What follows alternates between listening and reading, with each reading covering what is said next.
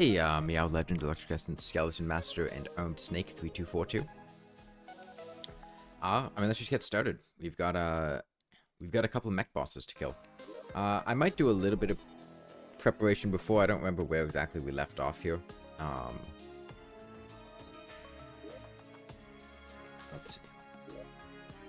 Can the destroyer put on weight? They should be sizable. I'm not sure exactly how large, but they should be considerable. Let me... I'm gonna make some shimmer flares for this, I think.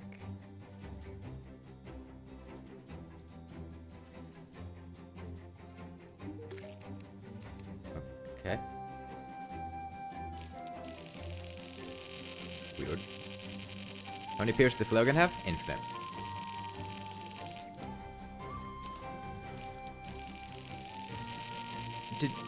Is this intentional, Electric Essence? The fact that these NPCs are just ignoring collision?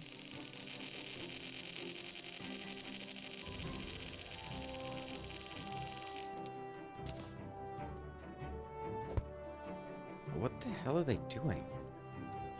Oh, they're... Why? This isn't a destroyer, what? Okay. It's a global effect? Looks like a global effect. Lose some HP. What? Is that specifically when I'm at max HP?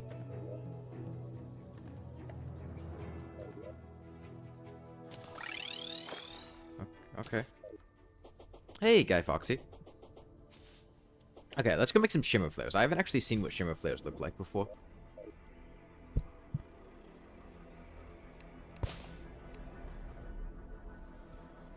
And I remember the days there's linked to your HP and their ID.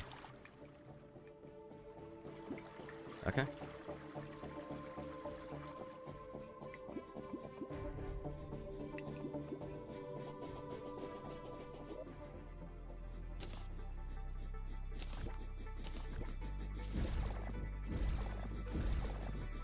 Alright. So these are purple. Well, that's a nice color.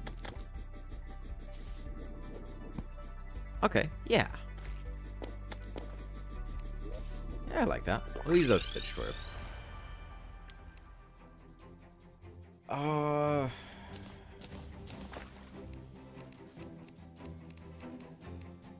Oh, you know what I should do? Our shrimp flare is good at all. We should go refight the wall of flesh.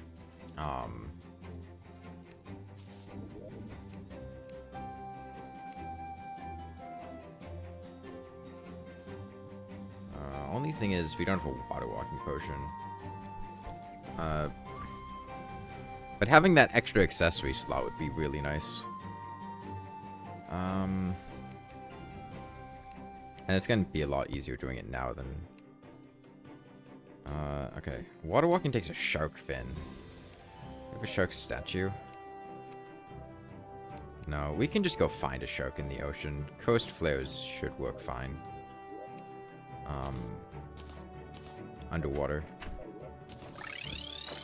Right, let's go find a shark.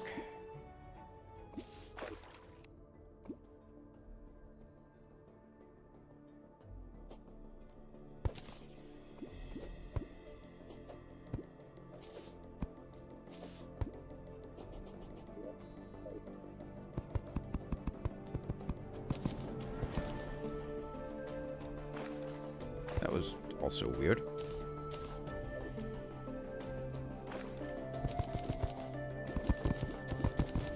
So this version of the game seems a bit buggy. I've got like 5,000 hours. Hey, Eagle.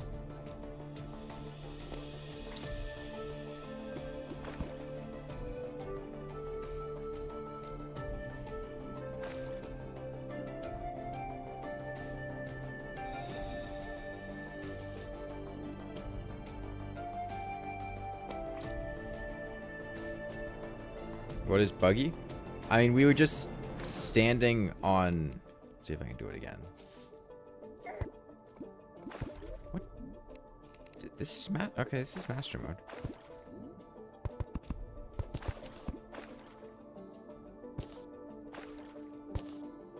I guess maybe it was just an actual Terraria bug. I don't know. We were like standing on the wood after we broke the block, as if we were standing on nothing.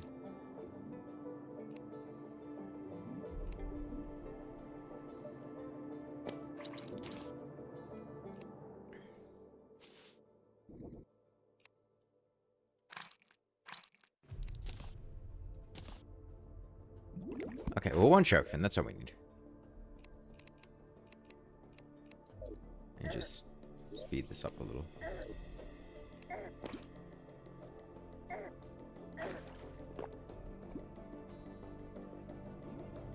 Can we get a shark?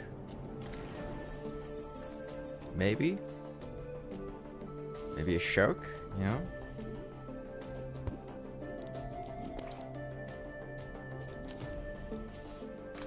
Please?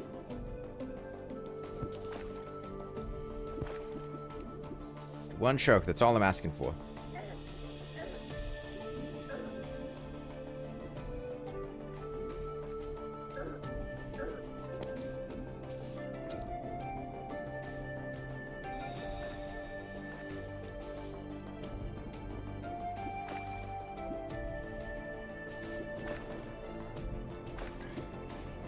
That crab is swimming. Crabs can't do that.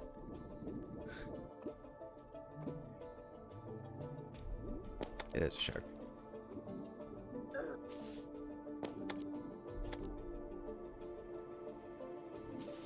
What? The mummy's swimming. They can't do that.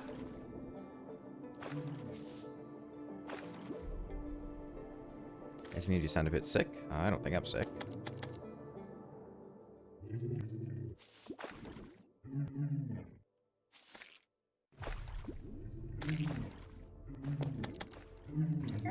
I'm not allowed to swim.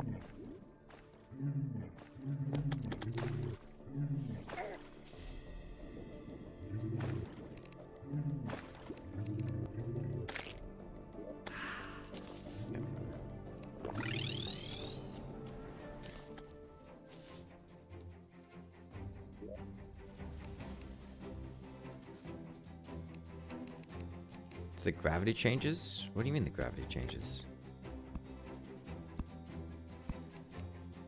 This one's not supposed to have those.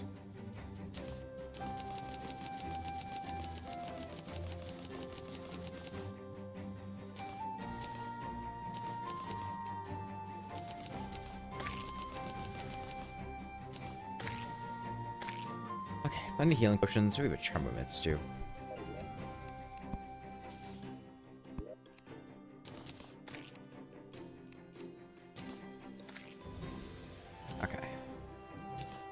Wall of flesh time. Shark fins? Water walking potion to refight the wall of flesh. Use a shark fin.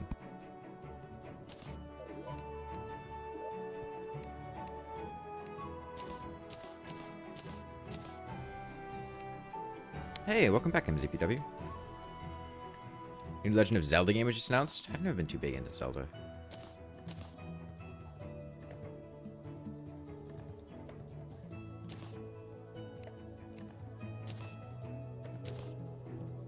Did you send me a version that just has the destroyer size thing? Because all these other things are really hectic. It's just a purple flare. They don't do anything special.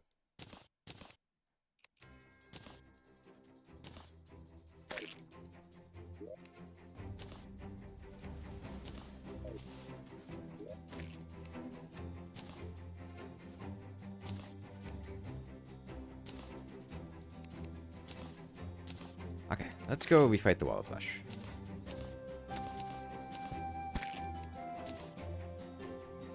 I don't need to bring the guide down though. Wait, this is gonna kill all the NPCs when we do this. And it's not even.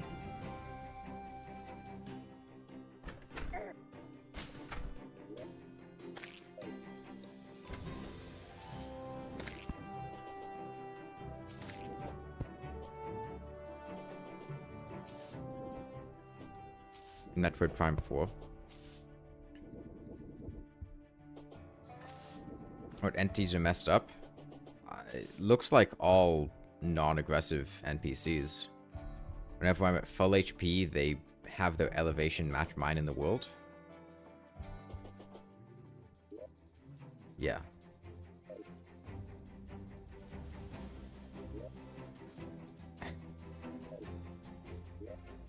Okay, they move in at nighttime at least. Is that because of this seed? No, it's because of edits that were made to the game. Apparently there's some other stuff besides the destroyer size, which is being real buggy.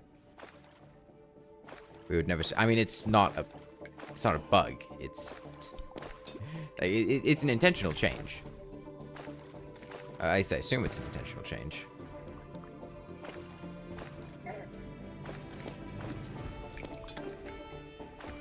Oh wait, so spawn rates up.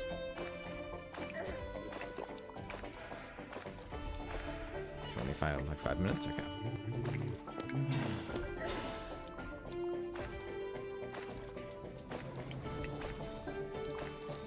You like to do remix challenges? The only difference being that they're harder. I mean, the only difference isn't that it's harder here.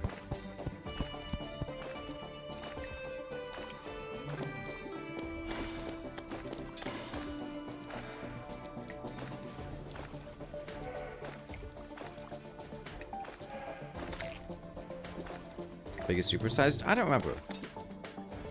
Twice as big?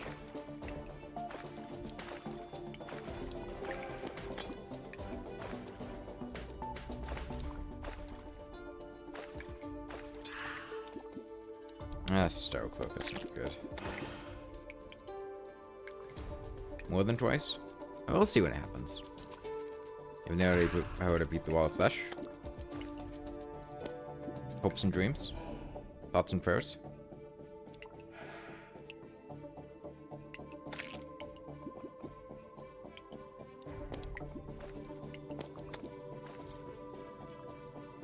We'll see it when we get there, Team NWG.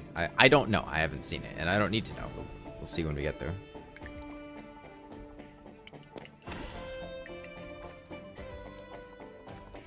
Because that's not a flare gun, Linson.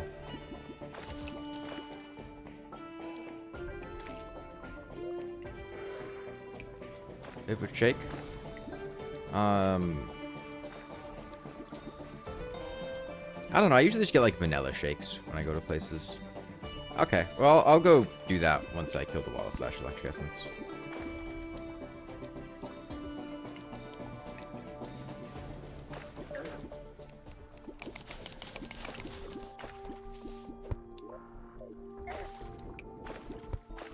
I do not have a way to get rid of this wraith. Aside from just hopefully getting away from him fast enough. Wraiths swim? Yeah, they can. Okay, well, if I'm faster at this, we can just get away from him.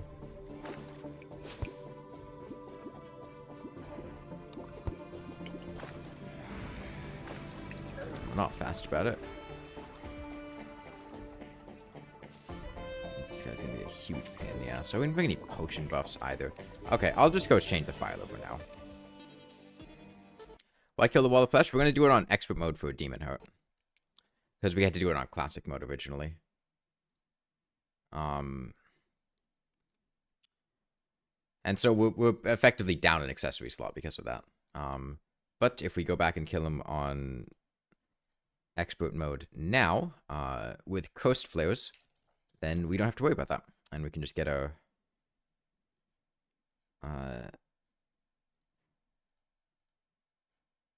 the accessory slot that we should have. Okay, well, now everything should be not buggy as hell. Hey, Yusuf.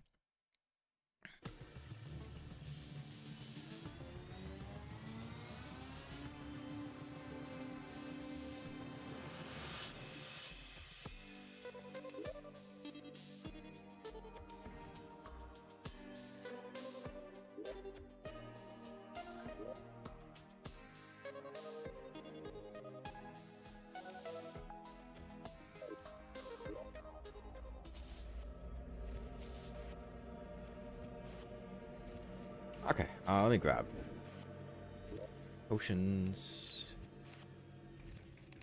Have I used all my pumpkin pies? I guess I did. Okay. That's more. Oh yeah, right, sorry. There you go.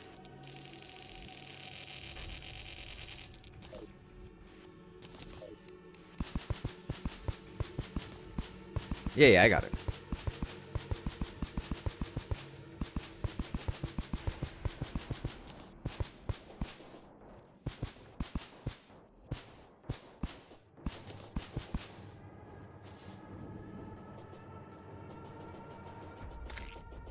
Phoenix Blaster or Hellwing Bow for the Wall of Flesh.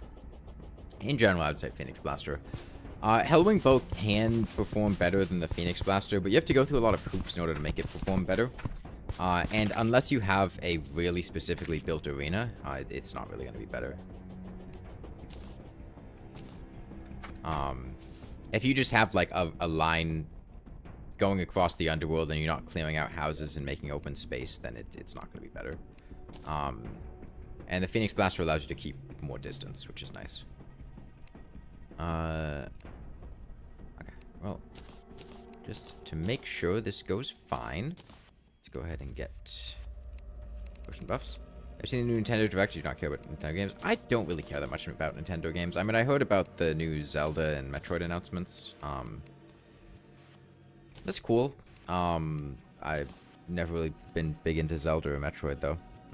You use lava to kill bees. You can use double shark tooth necklaces. I would have to be sitting in lava constantly in order for that to be possible. And that's a massive hoop to go through for no payoff whatsoever. Every single hard mode boss, even if I had double shark tooth necklaces, would still only be taking 1 damage a hit. And against the Wall of Flesh, like, yes, you could use double necklaces, but you'd still hit the projectile cap before the Wall of Flesh died, I'm pretty sure. Plus, staying that close to the Wall of Flesh in order to angle all your shots upward on expert mode is damn near impossible.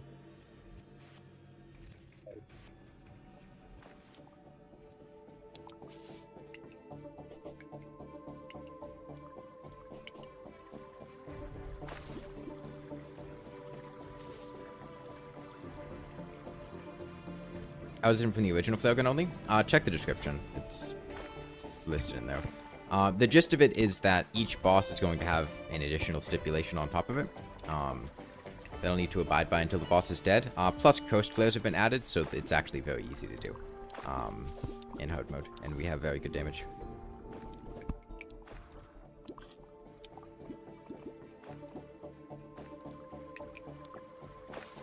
There's a lost girl around here. A metal detector would be kind of cool.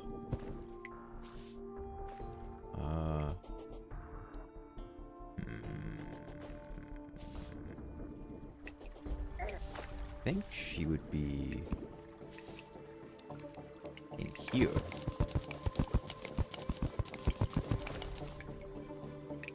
Roundabout. No.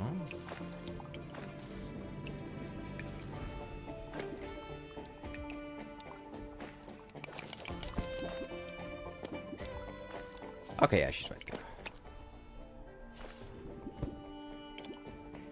The stipulation ups now. Again, they're in the description. You don't play as mage, but your defense guide and what you were talking about during the Skeletron fight a few streams ago, made you want to play Magic Cuffs focused mage because it sounds very fun. Yeah, it's an interesting dynamic. And there are very few points in time where the game actively rewards you putting yourself in danger. Usually it's just you can position yourself more aggressively, but the Ballista Panic set bonus for the Old One's Army armor sets and Magic Cuffs kind of actively reward you for trying to damage yourself. Moonlord stipulation involved red flares. No, the Eater of Worlds involved red flares. Who knows what the Moonlord's gonna involve. Have I gotten wings? No, but I got souls. I can make wings. I just need to use the pixie dust and the souls of flight that we already have. Okay.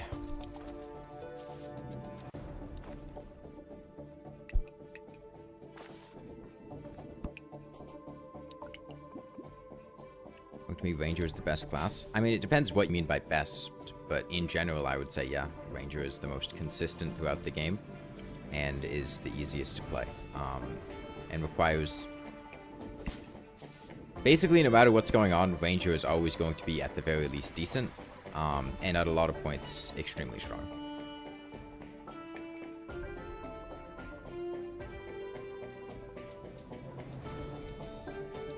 Now, after 1.4.4, I think in terms of raw strength,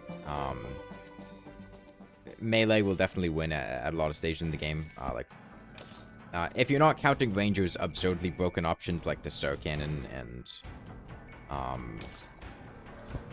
Coin Gun, then it's not really going to be up to snuff with things like the Knight's Edge and True Excalibur and Terror Blade. They can really put a dent in that. But Ranger's able to shoot from further away. And melee weapons are also... hold on. Oh, I was supposed to take the right path. Ranger class just Chlorophyte bullets plus hold left mouse button plus fly away equals win the game. No, Chlorophyte bullets suck.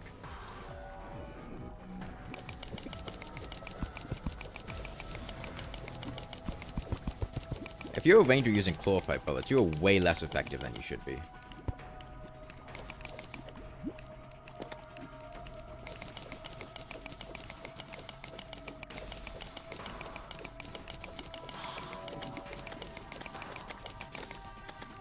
You know, we're going to need some Souls of Light. Should stick around and see if any drop.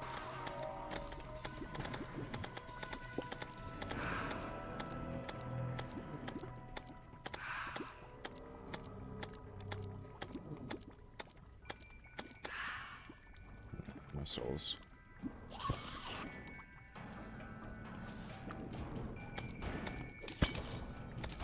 Well, yeah, but crystal bullets are also, like, the only single target bullet, Yusef. Like, they're pretty much the only bullet that actually has any kind of benefit towards attacking single targets, right? They're better than Luminite just because none of them actually do anything against single targets.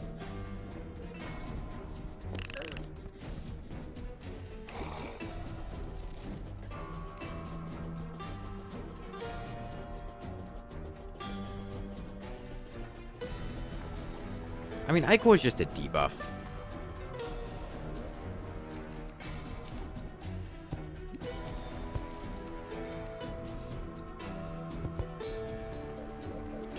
Okay, for the sake of not waiting all day, let's go ahead and just change time to dusk, change time to dawn. And we can actually inflict these guys on fire now. Hold on, I should lower the difficulty down to expert. We don't need this on master.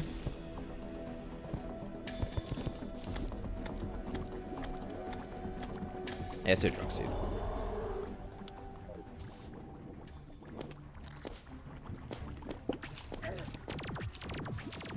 Okay, and there we go. Those are DPS.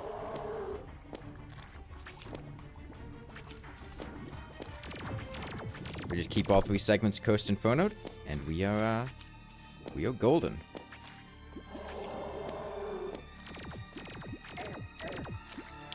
Looks like one coast flare is enough to kill a hungry too.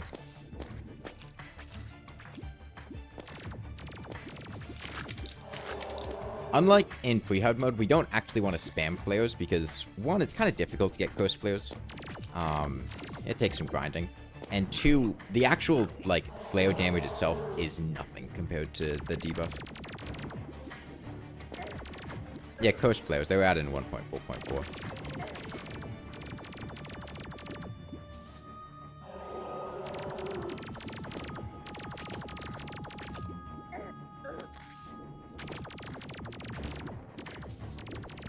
How do you get those pre-hard mode? We're not pre-hard mode.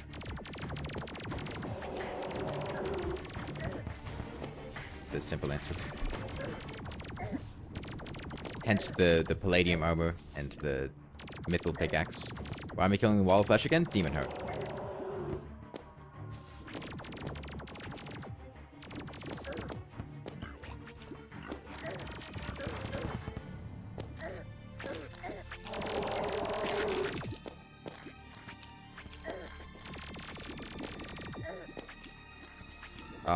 Pretty sure it would, Yusuf, yeah. I'm not going to use it, though, seeing as it's not a flare gun.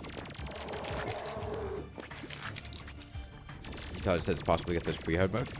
I probably said it's not possible to get those pre-hard mode. But no, you can't get cursed for those pre-hard mode, unless you're, like, doing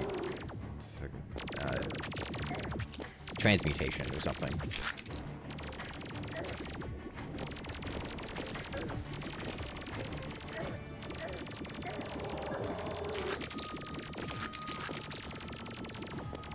Yeah, the reason that for this, again, is the DPS is 72.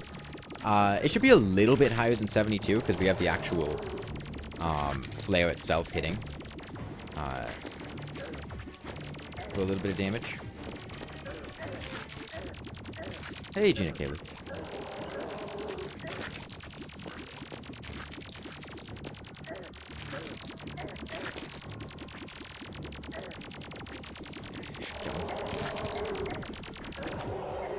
Okay, and give me my demon out.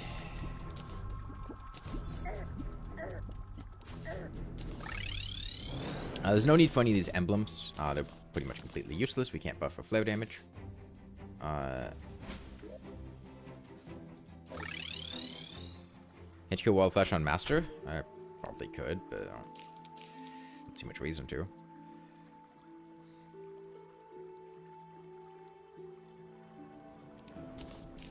Storm Spear out of here, Starcloak out of here. And what else do we want to do before the Destroyer? We should probably... I've been playing for today? Oh, half an hour. It's corruption over there. Ranger doesn't buff classless. You can't buff classless. Period. It's not possible. The only way we could buff the flare gun would be to get plus 100% ranged damage bonuses. Because damage bonuses round down.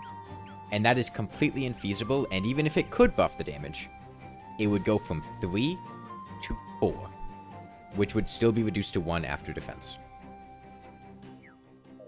So there's no reason whatsoever to ever try to buff the flare gun's damage. It's completely pointless.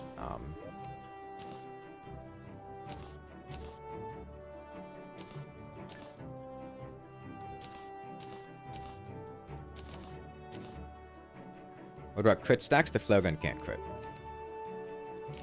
Classless damage can't crit. 2013, I think. Maybe 2012, whichever one the second Christmas update was. Full mobility? I mean, I don't really care enough to actually, like, optimize a build. It's just using whatever, mix of mobility and defense. Using the cheese, we shoot 2,000 flares. It's 1,000 flares, and that wouldn't help because that would just make it so I couldn't shoot flares to do damage. Like I need to be able to shoot flares. If I shoot 1,000 flares, then I can't shoot and I can't deal damage. It wouldn't. You'll see when we get there, Toad. Wings. We got Pixie Dust and Souls of Flight. Got a bunch last time from killing wyverns. Go there, my piggy bank. Piggy bank. Okay. Take some fairy wings. Put these away.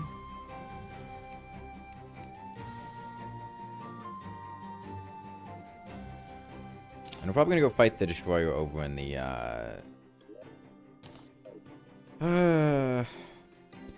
nah, we... How'd you get Brand Confusion plus Wormscarf? This is a Drunk World.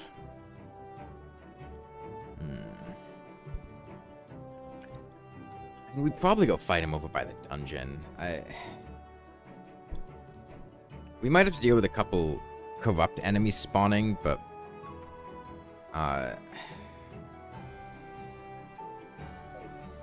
Shiny Red Balloon actually good for mobility? Yeah. I mean, it's a 30% ascension speed bonus, and on top of that, it's also got a double jump built in. It's a really good accessory.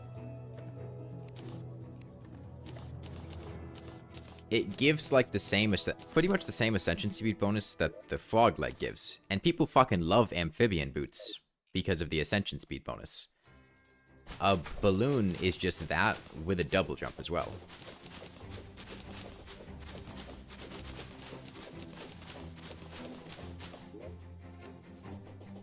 Yeah, do we want to fight? We'll probably fight the Destroyer on Expert, on account of him being, one of the longer boss fights. So we don't have to spend all day doing this. We'll fight him on Expert. We should be able to do the other two Mechs on Master, though. Okay, well, we've got Heart Lanterns. Let me make sure to use this ammo box. Let me go reforge stuff with the Goblin. Probably make this swap.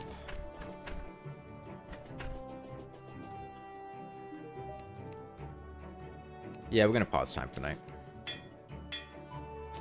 Okay, warding. I can't get my shield to warding. Okay. Balloon.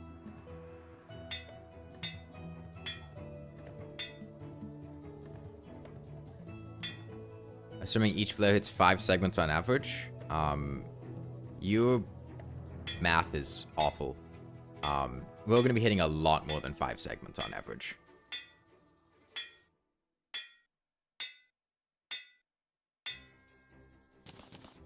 The Destroyer has hundreds of segments, and we have infinite piercing. And we have 56,000 flares on us, so it's really not a concern. Keep Curse Flares in here. Take out the Shimmer Flares. You know, a YouTube video covering the challenge? Yeah, probably. I mean, it's gonna be a while, but, I mean, doing the original flare gun only, it took about 5 hours, I think. And this Destroyer fight should probably go faster than that, on account of,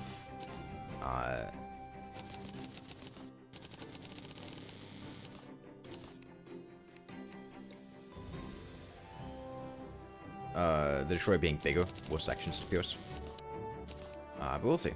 I have a Charm of Myths too. Do I want that? Not really, I don't think. Probably rather have a Worm Scarf. We've got Palladium to regenerate us. Okay. Let's make the Mechanical Worm. 6. 5. And where are my souls at? Oh, we only have 3 souls tonight. We gotta get some more. That's a popsicle stick, Avery. Okay, we're gonna go run down to get some more souls a night from our Soul a Night farm. They're purple, but yeah. Shimmer Flares don't actually, like, do anything. I want a Sandstorm. Because if we get a Sandstorm, then, we could get a bundle of balloons. All we're missing right now is a Forbidden Fragment.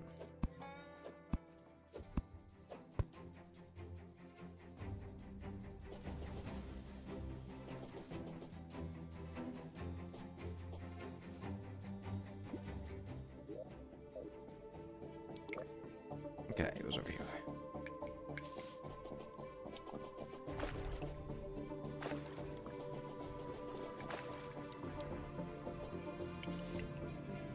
So they are rare sandstorms out now, given how common they were back in 1.3.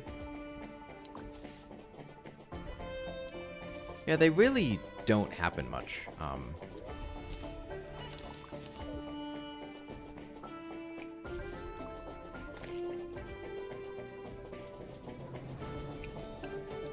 Okay, we need like... We'll need to fight Skeletron too, so we want 6 Souls of Night.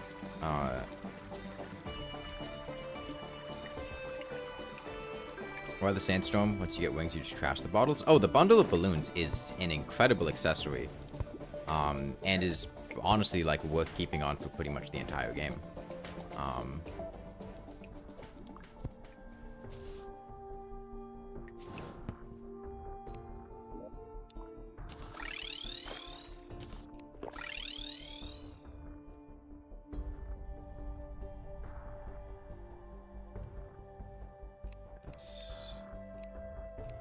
speed this up a little.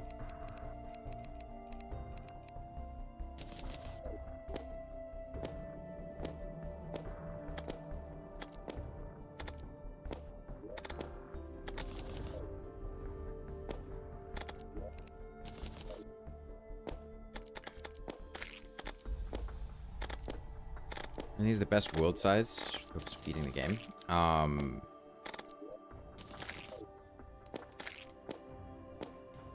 I mean, objectively, the fastest is a small world. I think medium is better for most playthroughs just because small worlds are kind of abysmally small and can have a lot of really frustrating annoyances.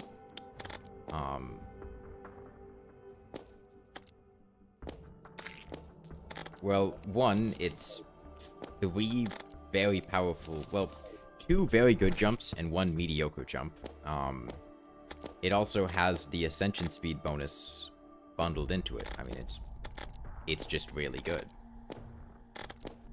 Especially if you combine it with, like, the wolf mount or the basilisk mount or something. It's pretty absurd mobility. I know a few people that swear by the bundle of balloons with the Lilith's necklace. Better if they added ammo or signing. I don't know what that is. Didn't they get a Pharaoh's mask inside the pyramid? No, we got a flying carpet. Thought there was a guaranteed drop. That's a celebration mode 10 thing, not a drunk thing.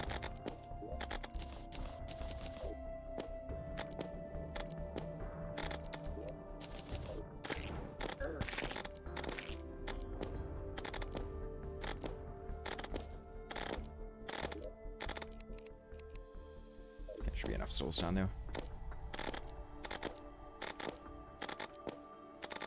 My favorite pet?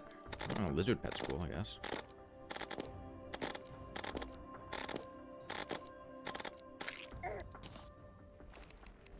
3 souls a night. Hopefully be able to just...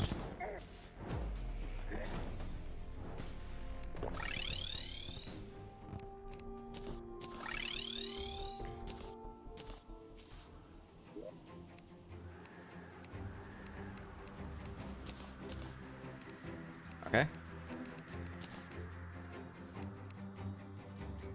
Mechanical worm. And let's go expand on our arena off near the dungeon a little bit.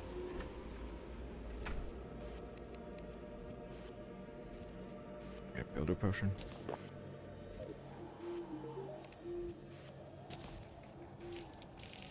More planters.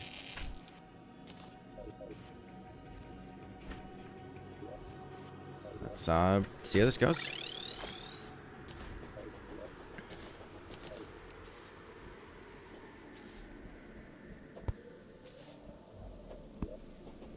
So yeah, Coast Flares we don't need. We asked if there was a ranger accessory that allowed players to quickly switch ammo types. And I guess, but I don't think ranger needs that. Being able to hot swap ammo types would honestly be really powerful. Beam out, we have the beam out. It would basically let you just always be able to have whatever debuffs you wanted applied to enemies.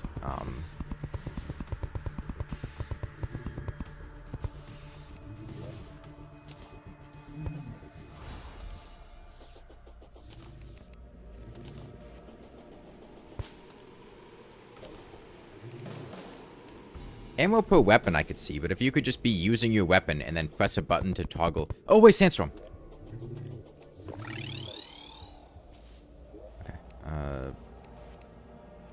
Let's go forget a elemental potions. Battle potions are in here. Got a water candle. Okay, well, it's fine. Desert off to the left. Yep, Sugar Lodge is pretty rare.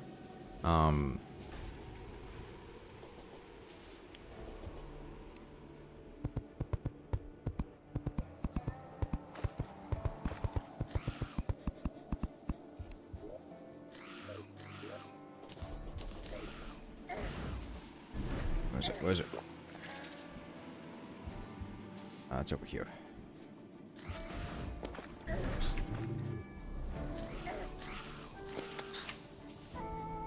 Okay.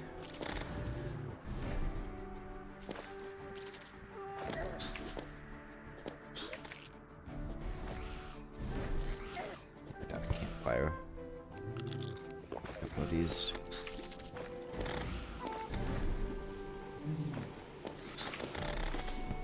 Sand elementals are a pretty non-interactive fight. It's a good thing we were able to stand outside of these sand sharks' range, though. It'd be real annoying if we couldn't. Right. 1,000 damage. Oh, oh, oh! What are you doing up here? Huh? I was not expecting that. I guess she can fly.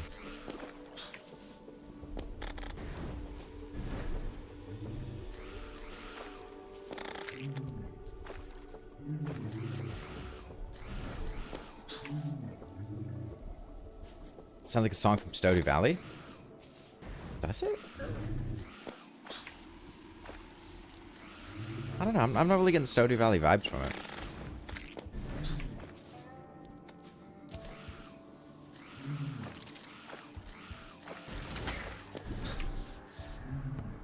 Ah, Fallen Star almost got her. The sand sharks are so annoying when you're completing the bestiary. Yeah, there's one for each evil type, isn't there? There's a corruption, crimson, and hollowed one.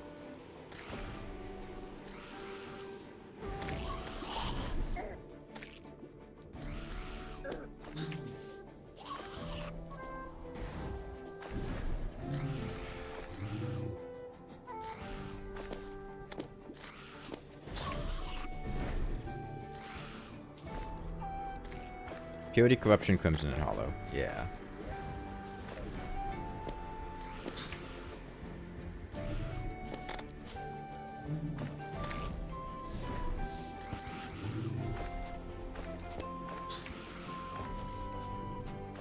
Someone wants you so bad. I don't really want him, all things considered. I'm quite content with what I have now.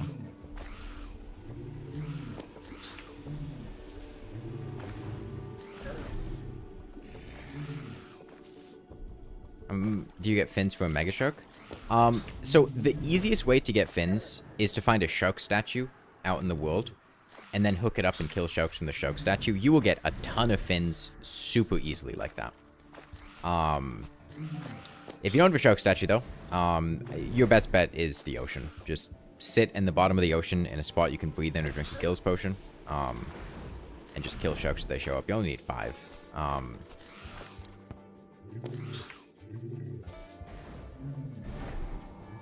Hey, Anastas. Alright, shimmer a bunch of hunter potions. You could, but you need a lot of hunter potions. I think on average you need 15 hunter potions. We're getting a forbidden fragment to make a sandstorm in a bottle to make a bundle of balloons.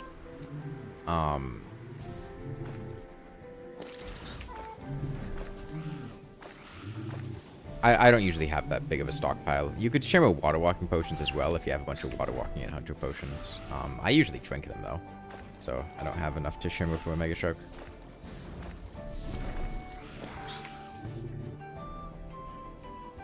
Okay, she's halfway dead. I love Sand Lady. It's a very boring fight, Sand Lady. Okay, there we go. That speeds it up a bit. Oh, Sandstorm easily. Carpet's fine, but Sandstorm is incredible.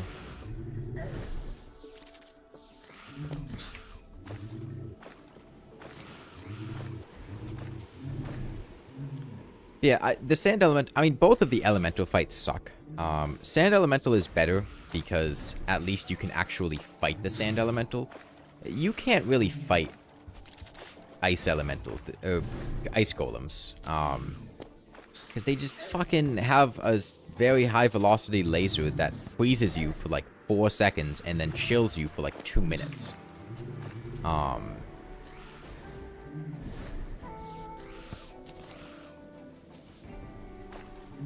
Yeah. So at least you actually fight sand elementals. It's just kind of boring. I mean, it would help a lot if we had better damage, but having to be affected by the sandstorm movement thing is pretty annoying. And then you kind of just see the telegraph things and not go on them. But you also usually have to deal with a ton of sharks and worms while you're doing it, which makes it kind of annoying.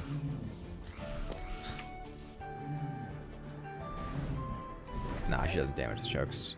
These sharks can also drop fins. There's one down there, but their drop rate is lower than regular sharks. If you have a sandstorm, you can kill sharks out here, but...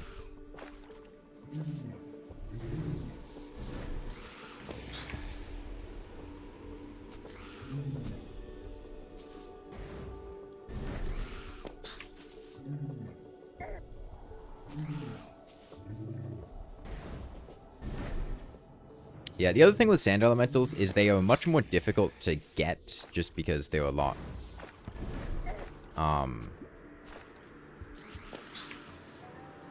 Sandstorms are less common than rain, and there's also...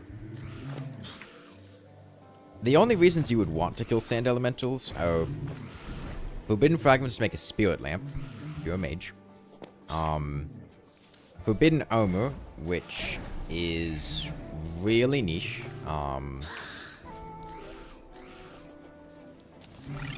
Or the sandstorm in a bottle, and that's about it.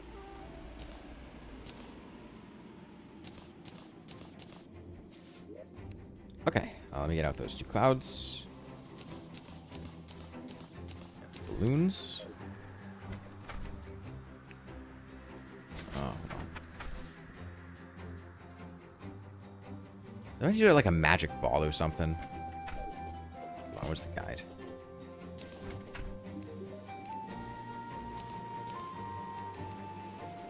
Crystal ball, yeah. Do I have a wizard?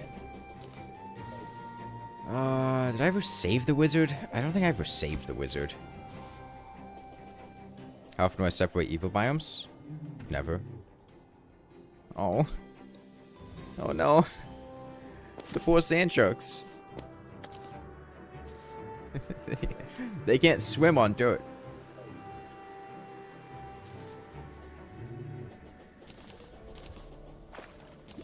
Oh, we got a sand shark kite though.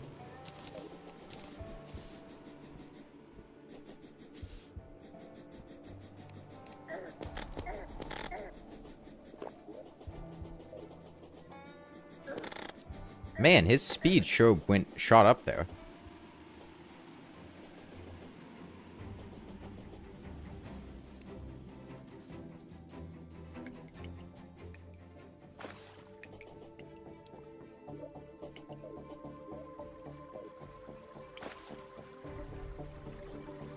There's only one mana star? Why would I have more than one mana star? Can't use mana for anything.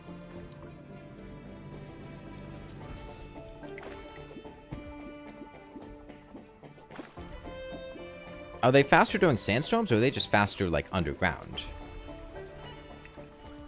I'm going to move around. Found wizards nearby. Missed him. He's probably... down here or something.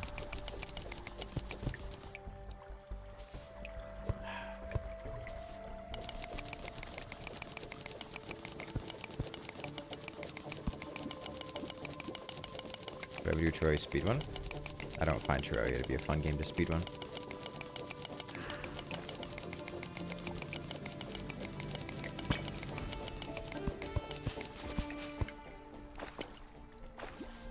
There he is. 15 gold. Yeah, take some aglets. 15 gold.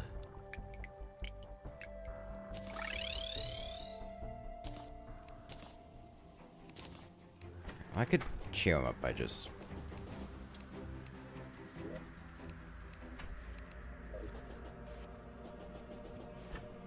I mean, it depends on whether you're doing, like, no major abuses, glitchless, or what.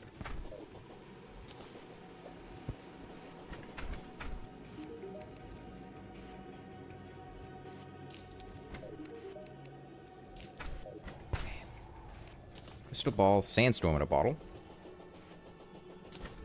And we get sandstorm in a balloon, cloud in a balloon, bundle of horseshoe balloons. And now our mobility has skyrocketed. I think we're good for the destroyer now.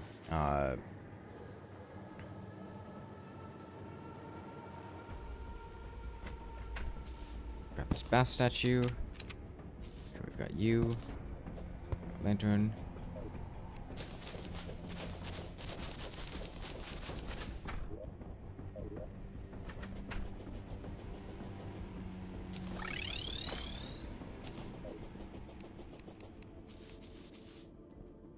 Thank you.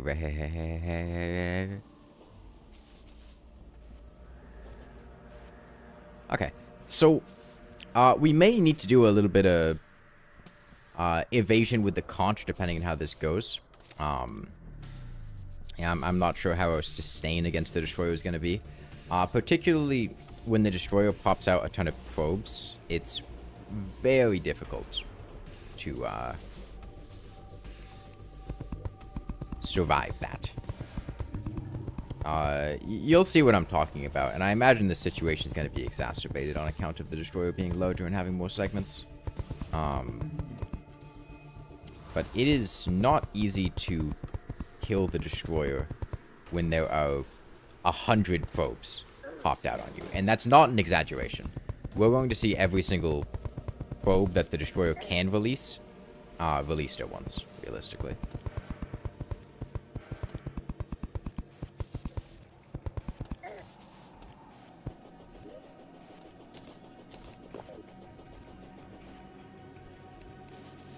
Let me destroy this.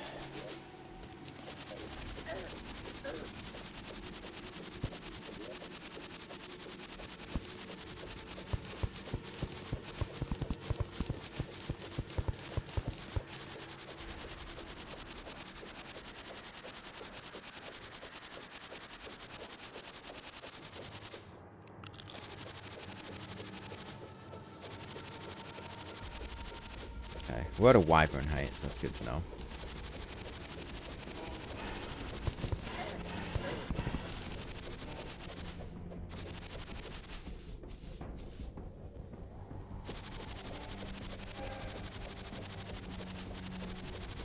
Doesn't have projectile drop? I don't know what you mean. And they drop eventually. They're affected by gravity.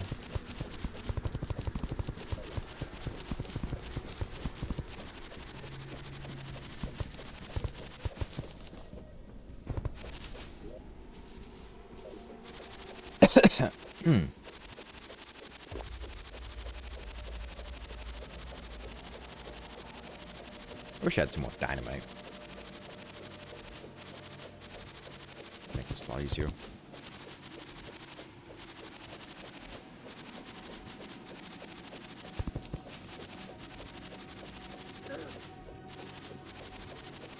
That hit me. The corruptor that shot me. Must have been. Okay, let me despawn these guys.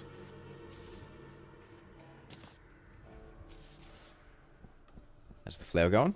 Nice. We're about to start the destroyer. Oh, they didn't despawn. I'm just clearing out this tree, giving us some space.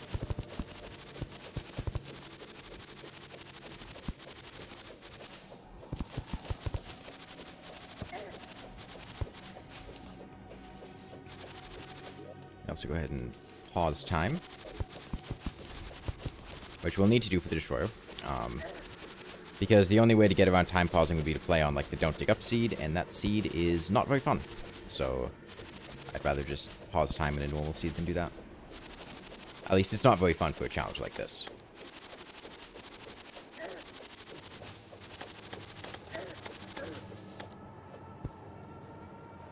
Are the Daybloom frames... Can't I use Dynamite? I don't have Dynamite.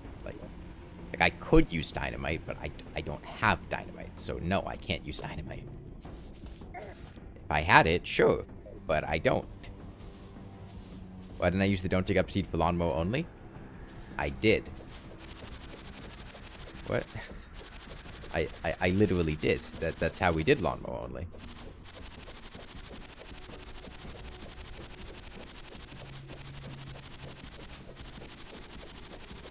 Did I pause time? No, in lawnmower only it was in Don't Dig Up.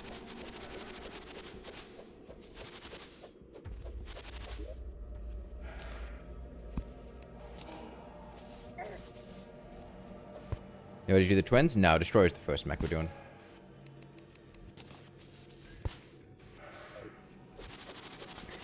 It's just about cleared out.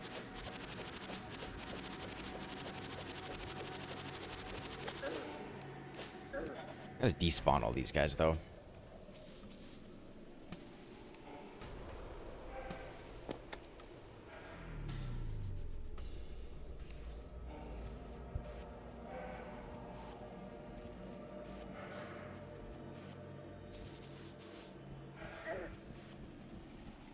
Okay, and let's see how this goes. It's over here. Okay, big coil.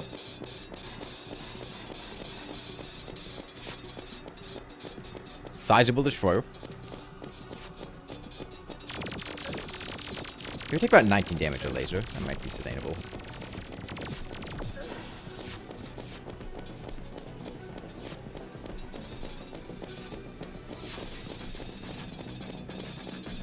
Okay.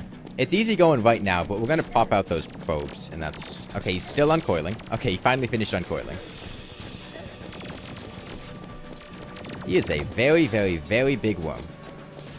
This is the supersized destroyer, by the way. Don't get head? Why not? Oh, you like don't get hit by the destroyer's head. Yeah, I don't plan to. Very, very, very, very, very big worm. Actually, yeah, there does seem to be an NPC cap thing going on. Which actually means it's going to be really easy.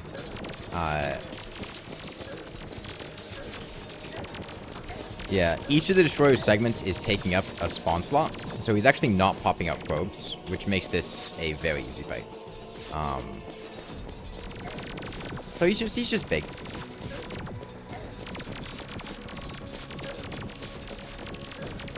Why am I being hit? Why aren't I dodging the lasers? Well, why would I dodge the lasers? No reason to.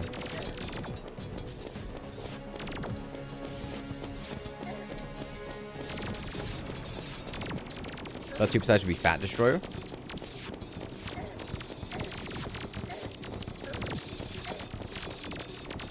No, this is what he is.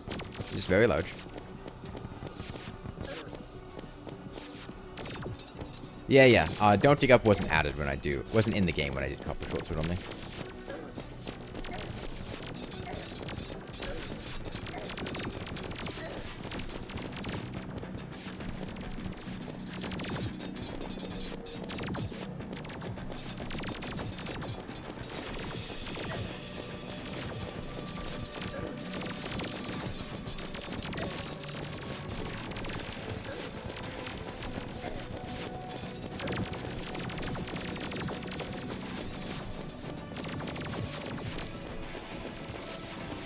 Fight would have been more fun with 8 billion probes.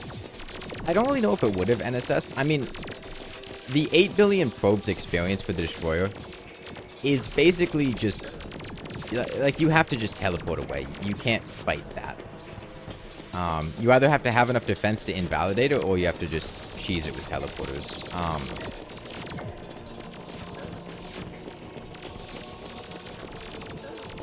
It would be funny. I don't disagree with you. How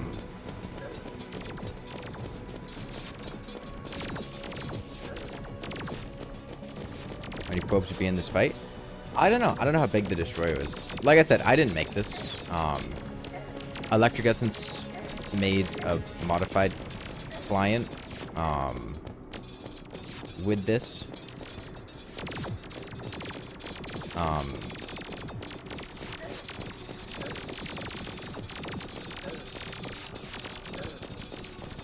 So I'll be able to count the pixels on his head.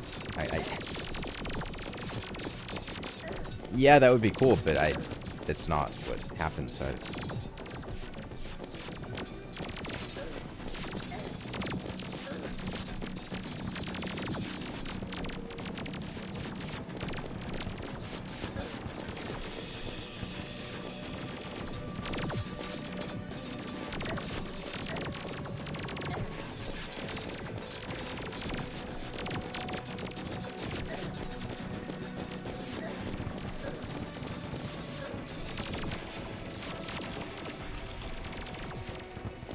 How long is the worm?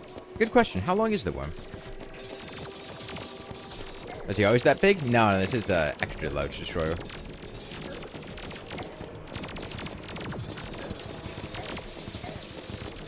I don't actually know how many segments he is.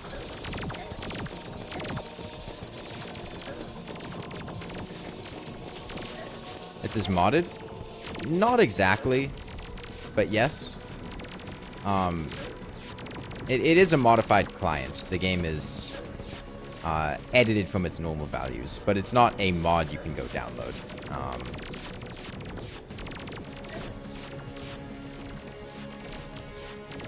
180. Okay, it's 180 segments.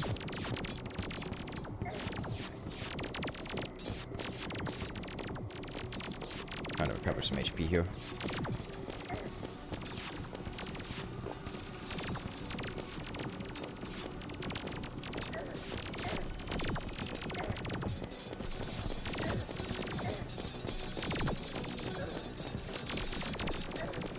Yeah, I'm not playing T-Mod Loader, so strictly speaking, it's not, like, we're not,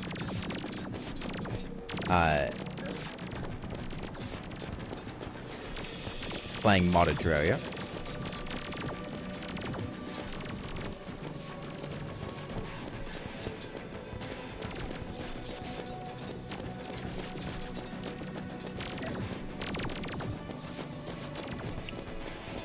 Once we, get rid of all the probe segments that he has, I think each part of the destroyer has like a 1 in 4 chance of popping out a probe when it gets hit or something like that.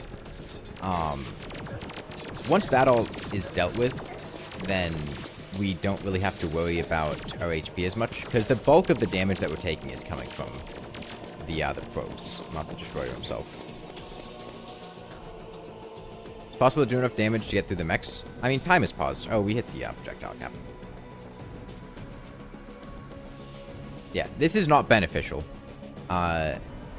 Yes, it stops the destroyer from firing, but it also stops us from doing anything. I realize there were so many lasers about because I'm out in the open. Yeah.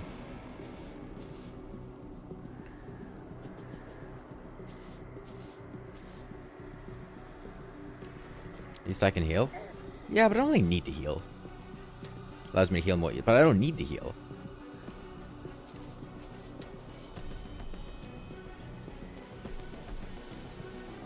My healing wasn't an issue. Yeah, the projectiles will despawn after a while. You just have to wait a minute. We'll know the cap is gone because the destroyer's going to start firing lasers again.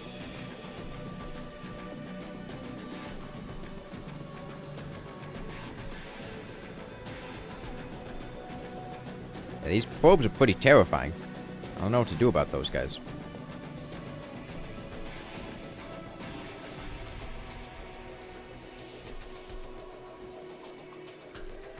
It's gonna be so painful. Nah, it's not that bad. I was just firing a little bit recklessly. That's why we hit the projectile cap.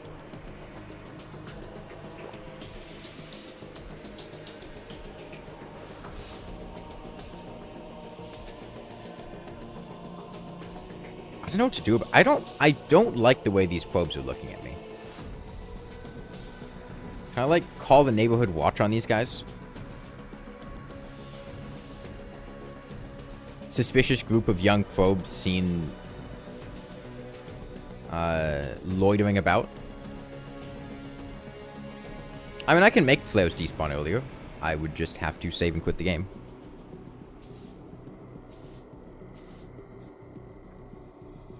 I am the neighborhood watch?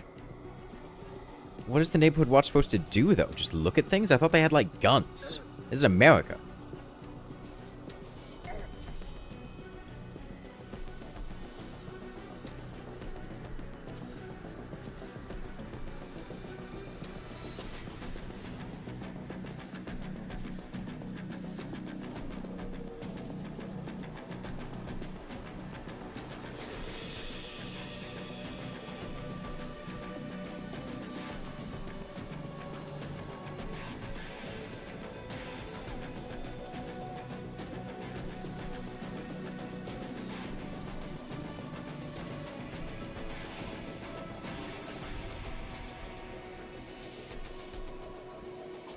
Yeah, I mean, you can see much of a difference the bundle of balloons is making here. Man, we really went hard into firing those flares. They were taking a long time to despawn. Okay, there we go.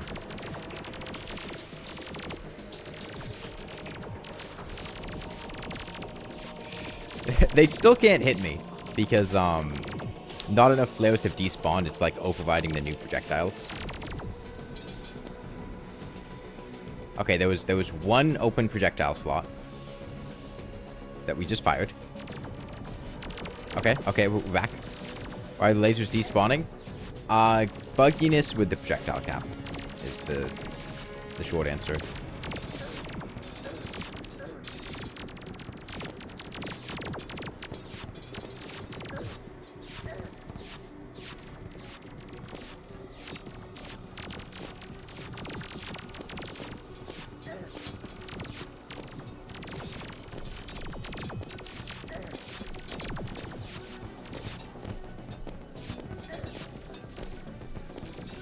Wait to get rid of all these probes.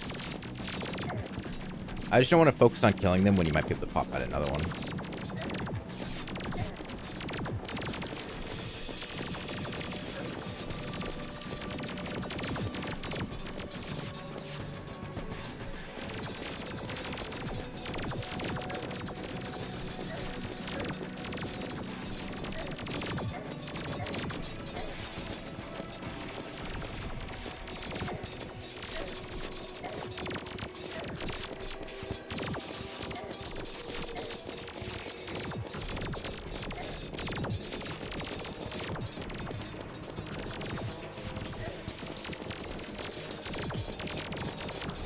Is just you, or is the destroyer bigger than normal?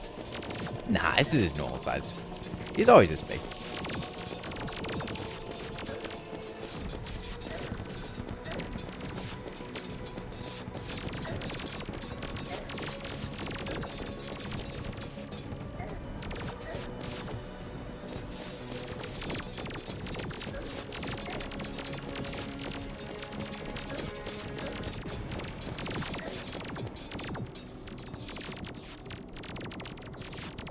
Expect him to be rather thick rather than long. Okay, I'm sorry. I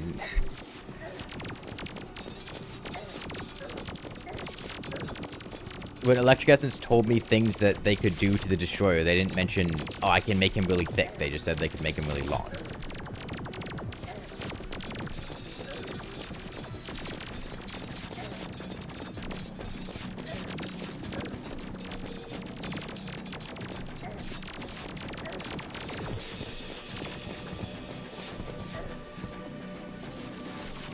Destroyer's health scale with the size? No.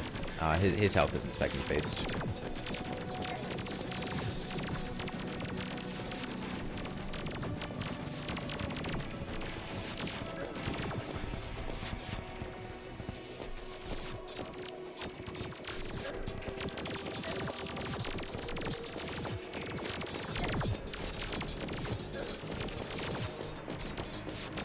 Can you make him extra thick?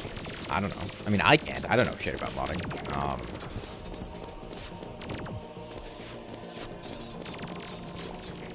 And his size is probably adjustable somehow. His sprite width. Because, like, in For the Worthy, he's larger.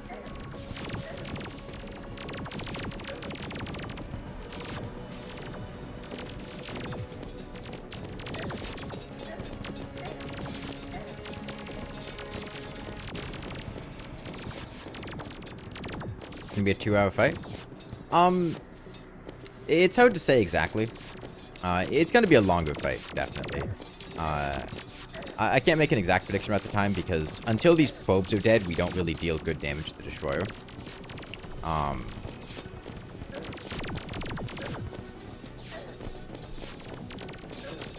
So we want to get rid of all his probes, and then we can focus on lining up shots that really deal a lot of damage to him.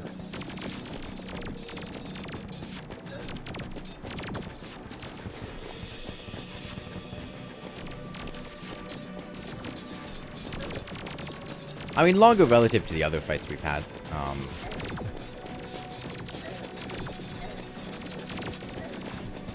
Okay. Turning off his lights. How is time frozen? It's a journey mode thing, yeah. We're an expert right now. I don't see much reason to do this on Master. It would just make it take a lot longer. Could have been a thicker fight. Look, I'm the thick one here. Okay? Not the Destroyer. My sprite is larger than his. In terms of, like, width. Because, like, from the tip of my fairy wing to my flare gun, that's, like, thicker than the Destroyer is. No, like, if you... Look, if... Okay. Okay, you see, like... From, like, here to here, that's bigger than... No, like, it's bigger than... Like, with the wings and the... It's bigger.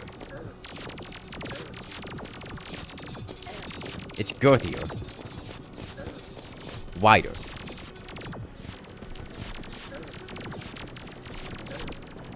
Especially with the beam mount. The Destroyer doesn't have a beam mount. That's his greatest weakness.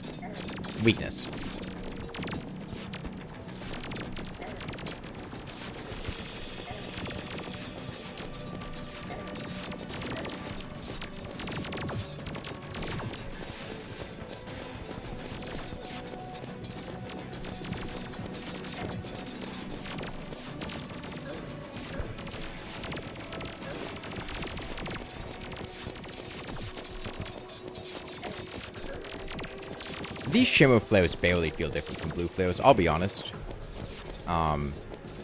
These just feel like blue flares during a blood moon. Which I guess is what purple is. It's red, blue, but...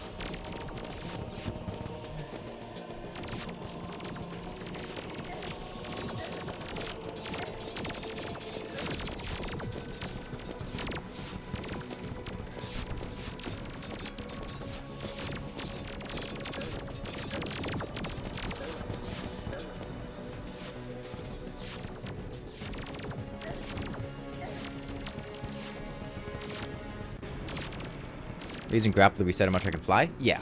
It's difficult for me to touch the ground here because of just how low the Destroyer is. He has a lot of area denial.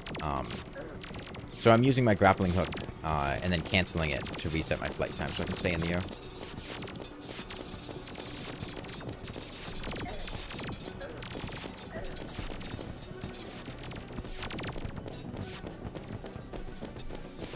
Yeah. We've still dealt 10,000 damage, and we're not even in, like, a good damage-dealing situation, like I said.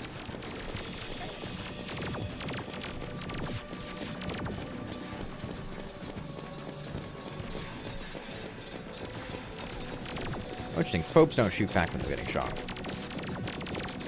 We really want to... He's got, like, a couple more probes that haven't popped out on his body. And not that they're actually popping out, but...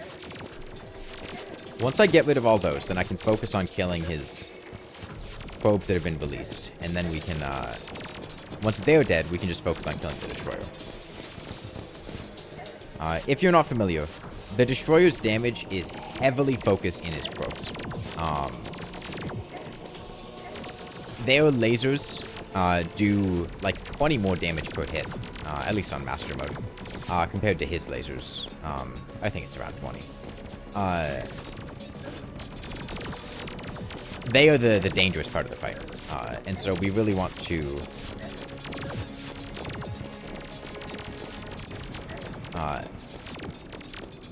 they're the main thing we have to focus on avoiding.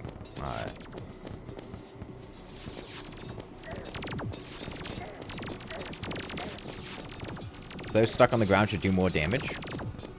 Eh. I mean, they could, but honestly, they've already buffed the flare gun to be good. With cursed flares. Significantly better than it used to be. I don't think it needs more buffs. Not unless they want to risk making it like an actual legitimate weapon. Because if flares sat on the ground and did damage, then there would be no reason not to just... projectile cap again. Not to just shoot down a flare and let it just burn. It's a 10-minute debuff that would just sit there and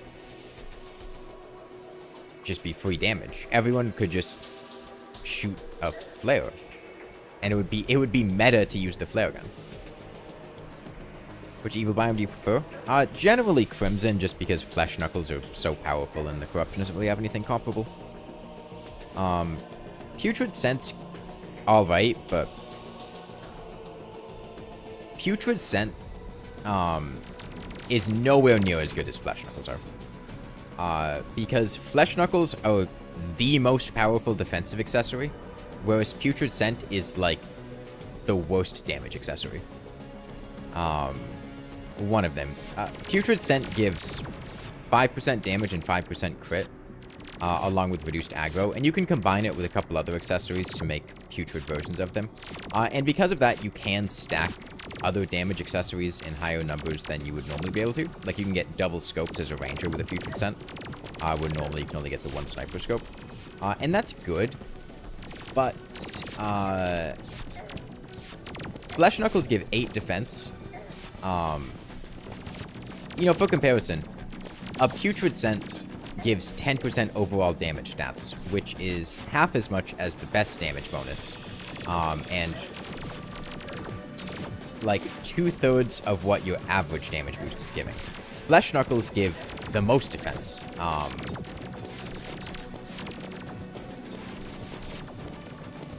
When you consider they can be combined with a hero shield. They take the top 3 slots for how much defense you can get from accessories. Future Sense is a multiplayer accessory. It's fine, I guess. I don't really play multiplayer enough. Usually I find just having people with increased aggro works better than having people with reduced aggro, because at least when you have a lot of players, it just makes more sense to have one person focus on getting aggro rather than everyone focusing on reducing it. Plus, reducing aggro can be kind of awkward for a lot of boss fights. You have the very serious problem of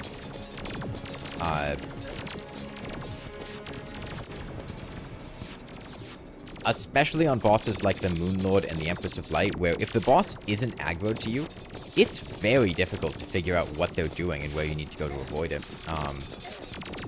If you've ever played multiplayer and had the Moon Lord's Death Ray sweep over you and insta-kill you, you'll be familiar with that. So reduced aggro can make it a lot more difficult to survive a lot of times, especially if you are squishy and you can't deal with random hits flying out and touching you. Scope's panning the camera is a deal breaker for you. You'd rather be instant. Do you play on mobile? You have to right-click to pan the camera on PC, but I think on mobile it just auto-pans, right? It's my favorite closed polygonal chain. No, I don't really support that. I don't really believe in multiple wives.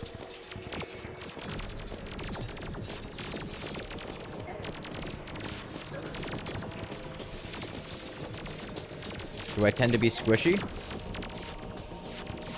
What, like my skin? Or like... Oh, like in game. No, I usually play tanks in multiplayer games because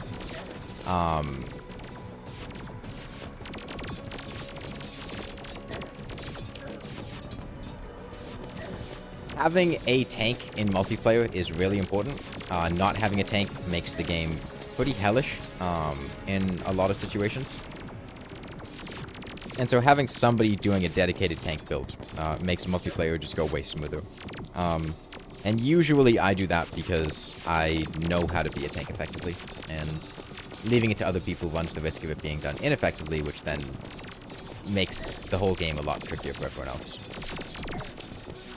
Having somebody there, especially in big multiplayer games, which is what I usually do, to just pull aggro and take hits is like night and day difference for how annoying the game can be. It's the difference between looping deaths non-stop and...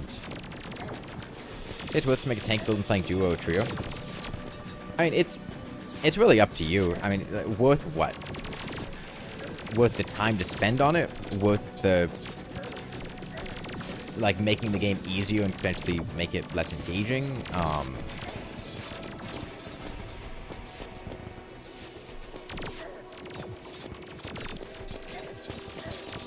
And there's a difference between playing a tank and just being a bit tanky. Like, just reforging your accessories to warding or whatever, that's not playing a tank. That's just making a good decision. Whereas sitting there with, like, a bunch of flesh knuckles and paladin shields and stacking all those defense accessories, you know, regen tanking, putting down heart statues, and basically just base tanking, sitting still, and doing all that. That is building to be a tank. And you're building yourself to just control aggro for your teammates. If you've never done it before, I do think it makes multiplayer... It gives it a much different dynamic. If everyone's just playing a squishy character, it kind of ends up like a janky single player. But if you actually specialize in different roles, it can be interesting. Having to deal with all those different dynamics, and it changes up the game a lot.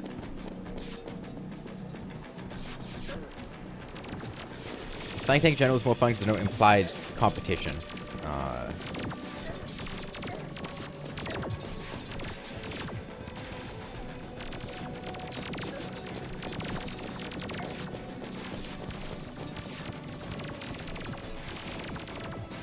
Is your favorite 4G shape? I thought they went on to 5G now. Isn't that what they're putting in the water to turn everyone gay? 5G frequencies?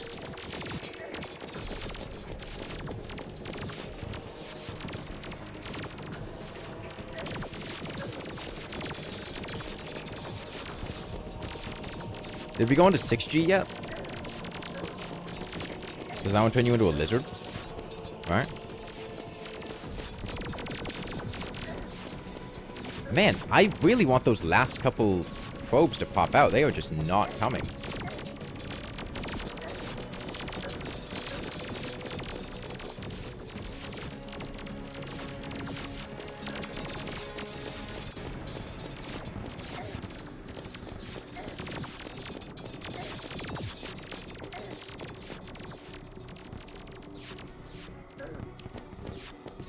$7G will give everyone eternal enlightenment. No, you need 10G for that. The first 5Gs are the worldly temptations, and then 6 through 10 are shedding those worldly temptations. And then you can achieve enlightenment and ascend from this reality. Okay, is that the last one? No, there's another one here.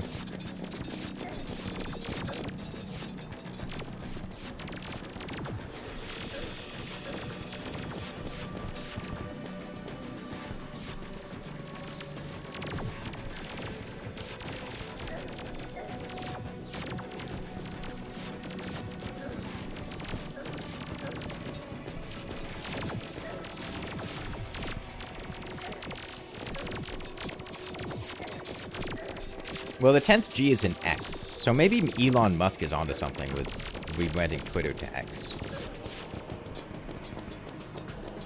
Maybe we all should have been just listening to Elon Musk this whole time. That guy knows what's up. Classic. He's never made a stupid decision or statement in his life. Maybe he's the key to enlightenment through the 10th G.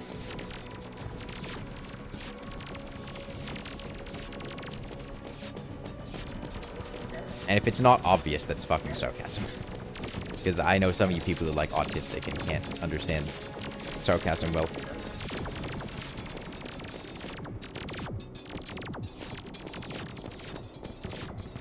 Jesse? Which Jesse is the question. Because there are a lot of different Jessies. Are we talking like Jesse from Breaking Bad?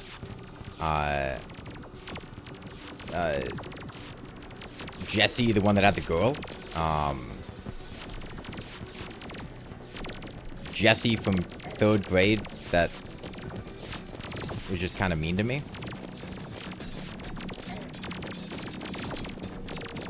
Please get rid of these last probes. Come on. There's like 2 more. Jesse from Minecraft story mode? Is that a real thing?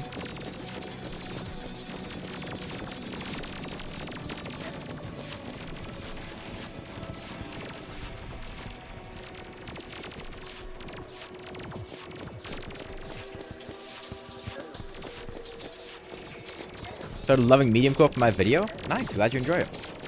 I am quite fond of medium core.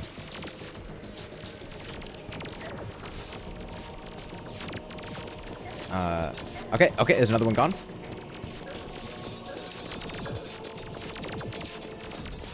We get rid of this one, please.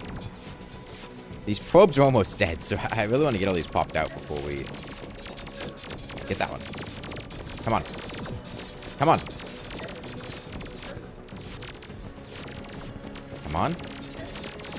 Come on. Come on. On. Is it gone?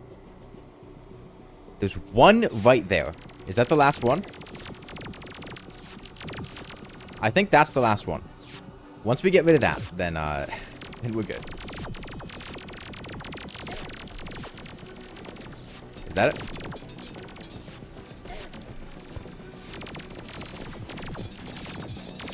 One on the tail? No, the tail doesn't disappear. I think the tail's been popped out, but the tail sprite doesn't change. Only the body segments. I think, at least. It's been a while, but I don't think that the tail actually visually changes.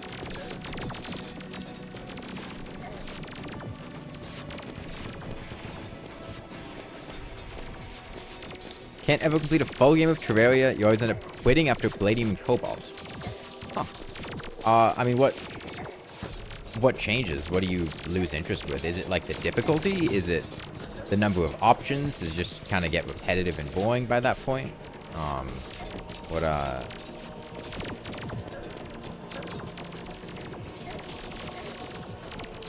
What do you end up feeling dissatisfied with?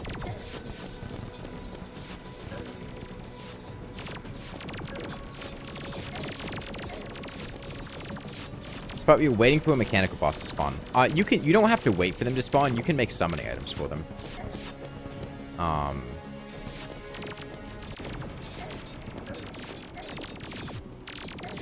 You don't have to wait.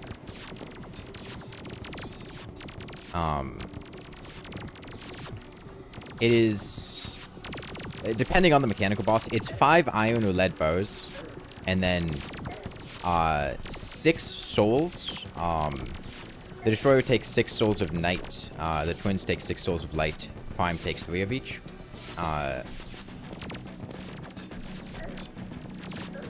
And then a number of items that correspond to the boss. The Destroyer takes rotten chunks of vertebra.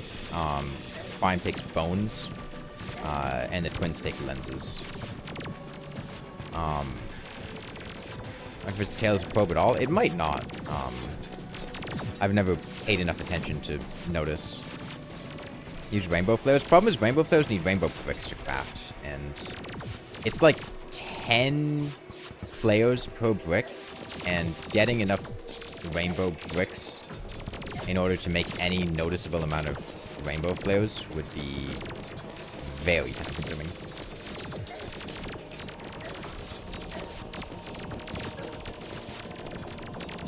Although we do have a hollow foam. If we cranked up spawn rates and set it to rain, then probably good. Change to the Twins taking both. No, the Twins aren't evil.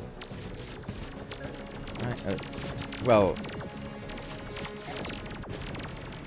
I don't know. The Twins are more hollow-coated than,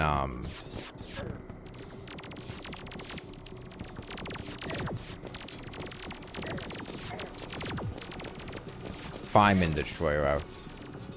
I mean, the Destroyer is obviously, like, evil-coated with, him being a hard mode Eater of Worlds.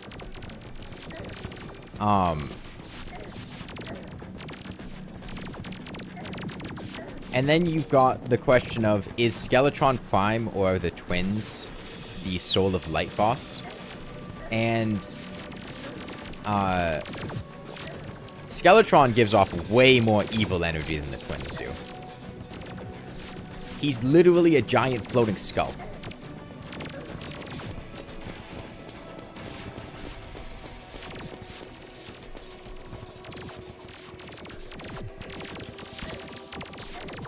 Bad uses Cursed Flames. Well, yeah, but so does the player.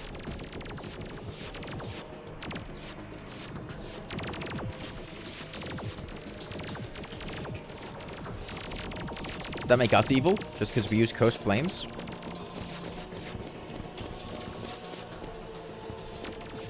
And you finish the game in Hardcore Master with your first playthrough. Played over 400 hours and you cannot get through the mech bosses. That's just a bad decision.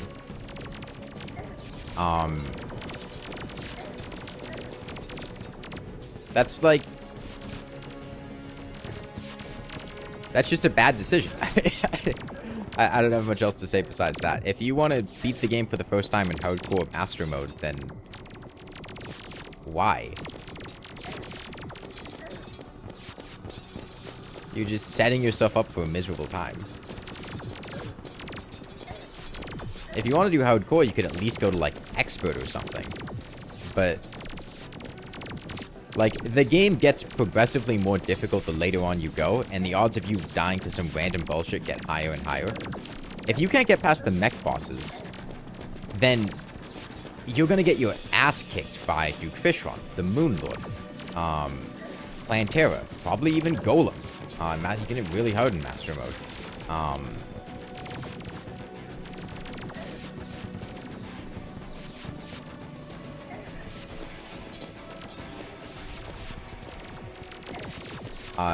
Like, a lot of people, just to kill the Moon Lord for the first time, they have to die to the Moon Lord bunch, and they'll be doing it on Classic or Expert mode, let alone Master. And you just be throwing the game in the trash, the world in the trash, every single time that you start trying it. And then you'd have to go through all the game again, just to get another attempt on the Moon Lord, and then die again. A big plant golem is easy, so not golem. I mean, not necessarily. Plantera in a big open arena can definitely be easier than golem in his chamber.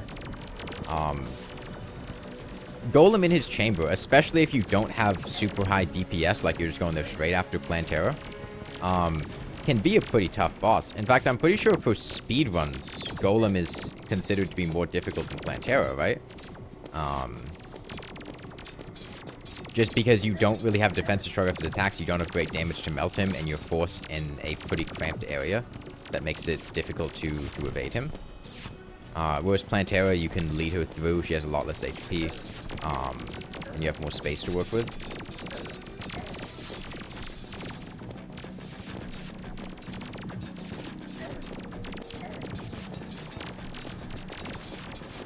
Which mech bosses are easiest to hardest? It depends on circumstances. I mean, they're all easy. And they can all be difficult, depending on the circumstances.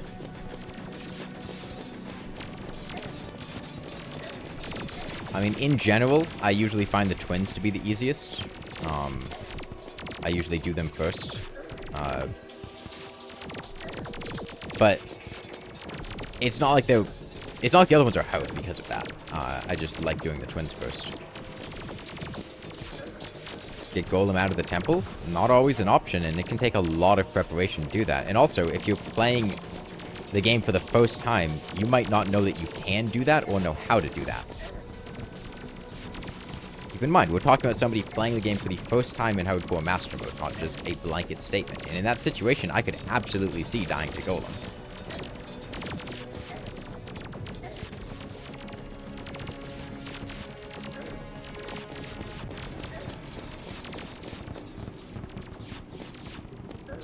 Yeah, each of the mechanical bosses has a different, something about them that makes them challenging. Playing the game for the first time hardcore. Somebody said they were, yeah. Or somebody said they wanted the first time they beat the game to be Master Mode hardcore. And, they keep, like, losing interest or something because of that, and, I was explaining to them why that's an awful idea.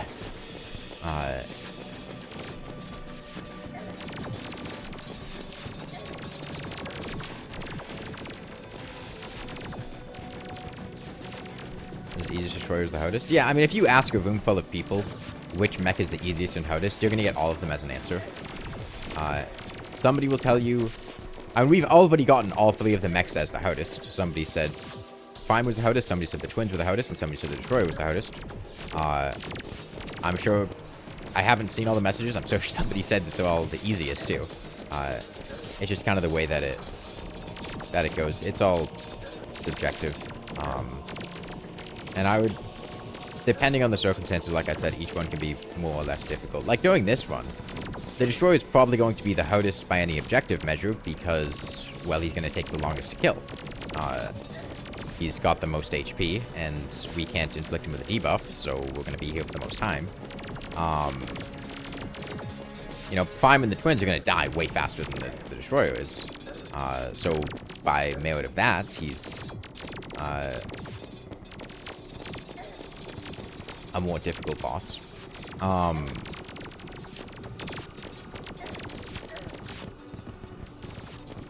we just get this last thing gone? It's been ages trying to get it. And these probes are about to die. Please.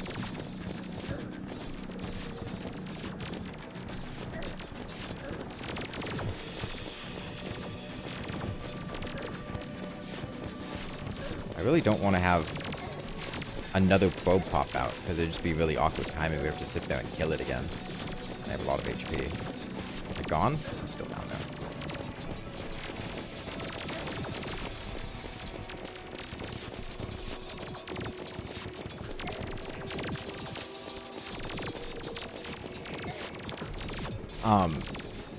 But in other challenges, like Bouncy Dynamite only, I would say the Twins were the hardest during Bouncy Dynamite only.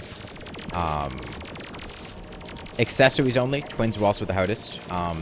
They position themselves in a very awkward location. It's hard to hit them. Lawnmower only, perhaps too. I don't remember Lawnmower only that clearly, but I remember hitting the Twins was very difficult during Lawnmower only. But also during Lawnmower only, like Skeletron Prime would just fucking despawn. And has a lot higher burst damage potential if you get caught in a spinning skull when you're sitting directly on top of him. Hey, Nuzzle. Sure you can flare gun, but can you... Thanks, Blue SR. Hey. Man, you picked like the most boring boss to come show up during.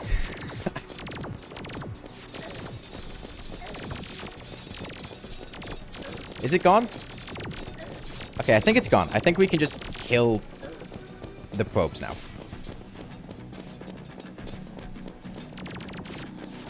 I still haven't added the platform block swap point to mobile. Okay. So we got rid of all the probes destroyer segments. The probe... Okay. So the destroyer is currently like 2.5 times larger than he normally is. I had Electricus make me a modified version of the game client. I think he's 160 segments long or something. And because of that, we hit the NPC cap, and he wasn't actually able to spit out more probes.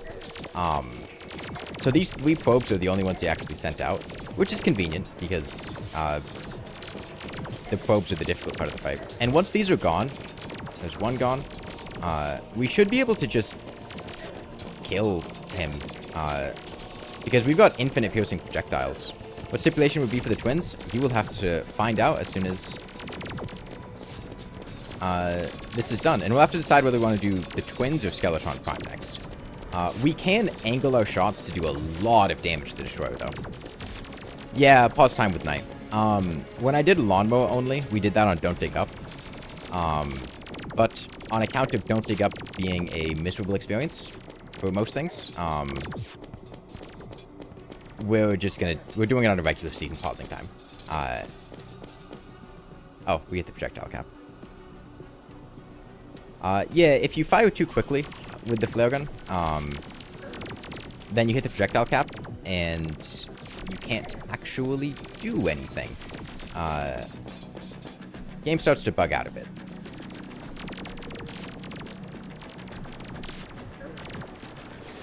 So, the reason I'm doing flare gun only again, I did it like 4 years ago or something on Twitch, and it was a miserable experience.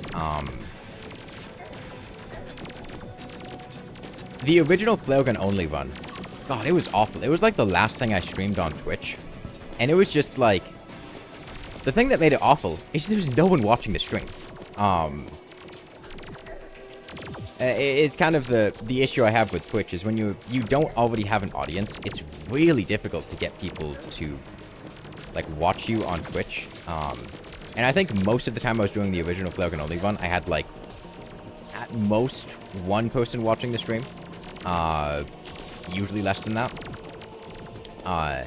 And that is just like abysmally like soul crushing to sit there and like get up every day and try to stream to an audience of nobody. And that's why I like stopped streaming for a while. And then came back to stream on YouTube where I actually had like subscribers already. Him, Blue SR. And those VODs don't exist well, that's not true. The VODs do exist. I have like a saved copy of them. The VODs also suck though. That was like, I was a lot worse at streaming then. My microphone quality was awful. It was in like 720p and I was streaming from a laptop. And so it would be cool to have an... Okay. Probes are gone. Now we can actually damage the destroyer. Okay, the projectile cap's a bit of an issue. Sand shark. We want to try to angle our shots to hit as many sections as possible. So if we do this, we should be able to get the destroyer on the way up.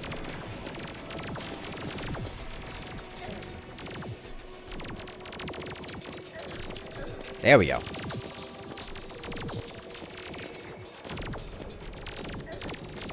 So yeah, I wanted to make like a new version of it.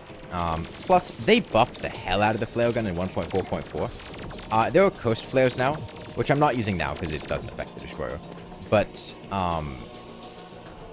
should we get a DPS meter? I don't even know how long it'll take. It's an OC, good morning.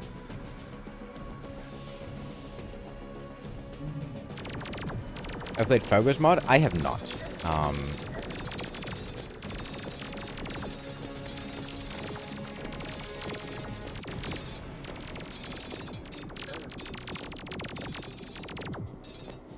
It would be nice if we could just spam projectiles non-stop, but we can't. I mean, the easy way to gauge your DPS would just be to go, it's currently 1:25 p.m. Let's see how much damage you do in 5 minutes.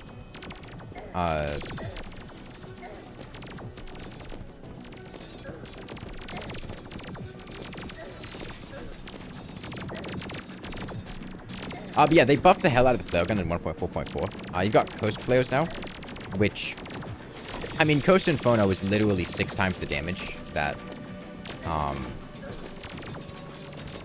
regular flares do.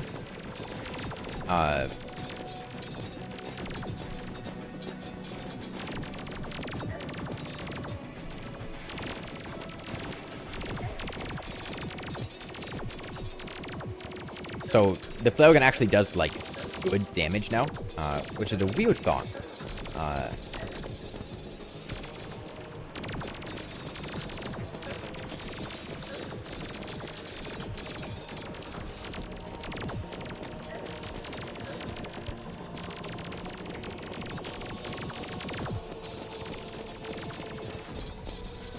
I mean, haven't we done like... Wasn't he just at like 95,000 HP?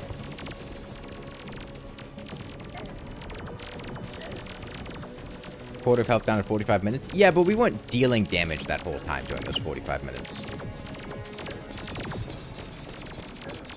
What was I talking about? Flare guns. Yeah, Coast Inferno. Coast Inferno is great. It basically means what was originally like a 4-hour boss fight or a 2 or 3-hour boss fight instead goes down to being like 45 minutes or something.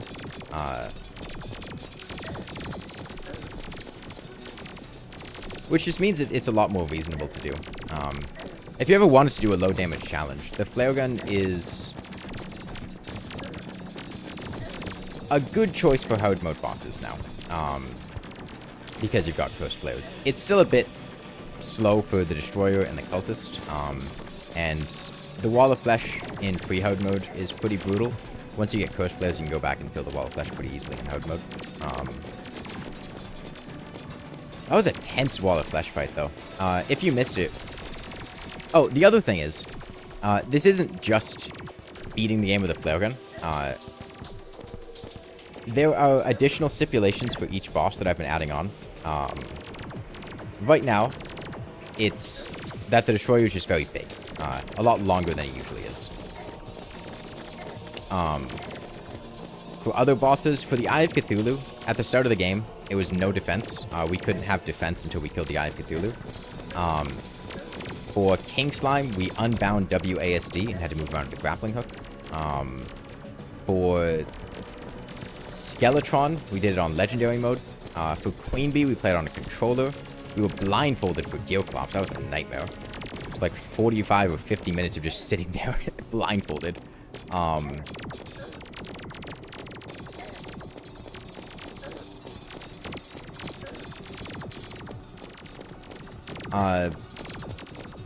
What other stipulations were there? For the Wall of Flesh, it was Brain Suckler Blindness, a throwback to the old challenge I did, which was just permanently having the blindness effect that Brain Sucklers apply to you, the Nebula killer enemy.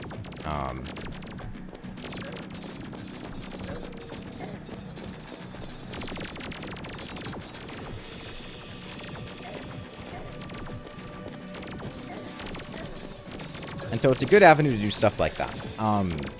And there are pretty fun stipulations coming up. The Destroyer is honestly the most boring of the 3 mech bosses. But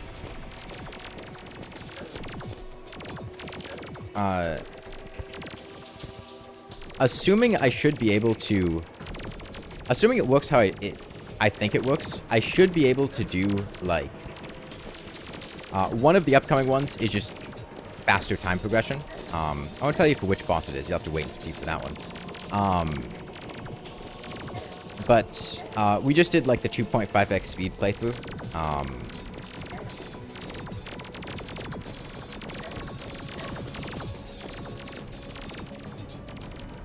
And so I should be able to import the character into Tmod loader, right? And there's no modded files, it just adjust the time around. So we should be able to just go to Tmod, have the 2x speed mod, and then go back to normal.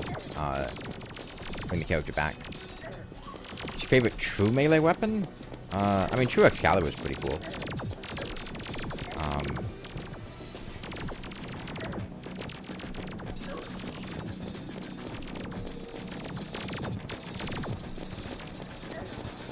You can see our DPS here. It's pretty impressive. It's probably getting over 100.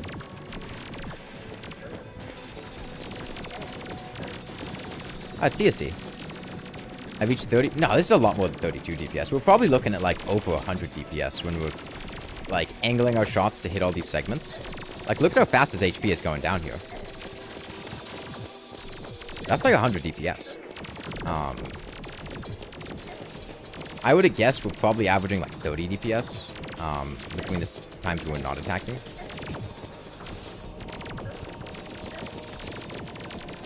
Feel like the old Terrorblade was way more fun? No. No, the new Terrorblade is definitely a lot more fun. The old Terrorblade was worse. But I don't think the old Terrorblade was very fun. I mean, it just shot one sword. It wasn't very visually exciting. It wasn't very strong. Wasn't really good at anything. How long do you think it'll take to beat the game? I don't know. It's very non-intuitive which bosses are actually going to be difficult beating them with a flare gun. Especially now that we have coast flares. The Destroyer is honestly probably like the second most difficult boss. Maybe the Moonlord. But honestly, we might kill the Moonlord faster than the Destroyer. Because, again, Coast Inferno, really good. Why don't you use Coast Flares? The Destroyer is immune to all debuffs, so Coast Flares don't do anything.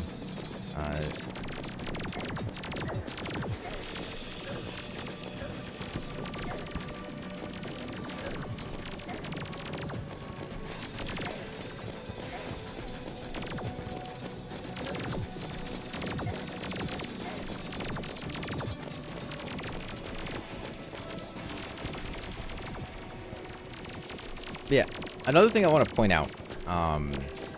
No, the Destroyer is immune to Ichor. Yeah, there are only 2 bosses that are immune to all debuffs. That's the Destroyer and the Lunatic Cultist. And the Lunatic Cultist is going to be harder than the Destroyer because he doesn't have multiple segments. Why don't I use the Shield of Cthulhu? Because I sold it. That's a good answer. I sold it for cash. Invalidated True Knight's Edge and Excalibur's existence even? What are you talking about? I assume this is about the Terror Blade.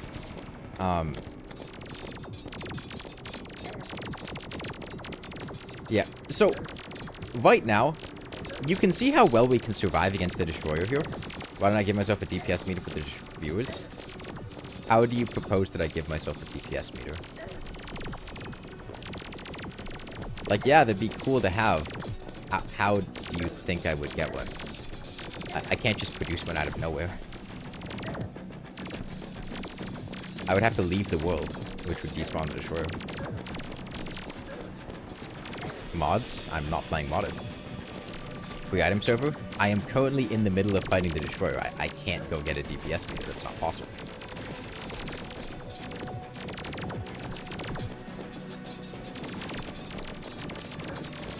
But yeah. No, the Destroyer is the only boss who the DPS meter matters on.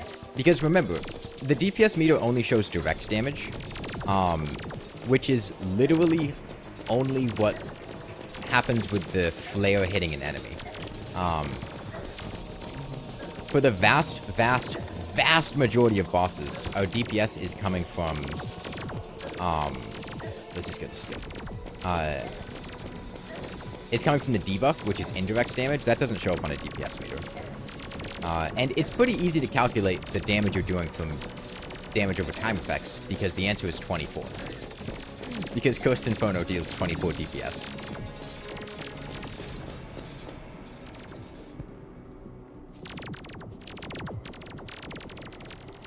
Yeah, this is the bugginess of reaching the projectile cap.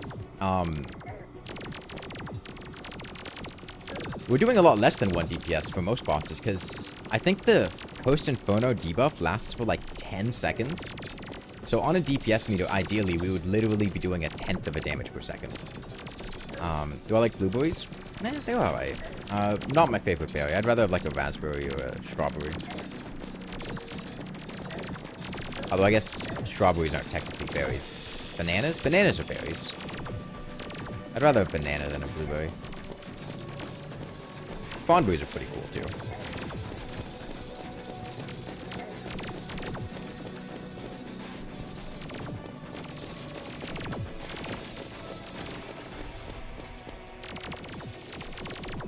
Bananas or berries? Yeah, I think, oh. He sped up a little bit, though. Like, botanically, bananas or berries.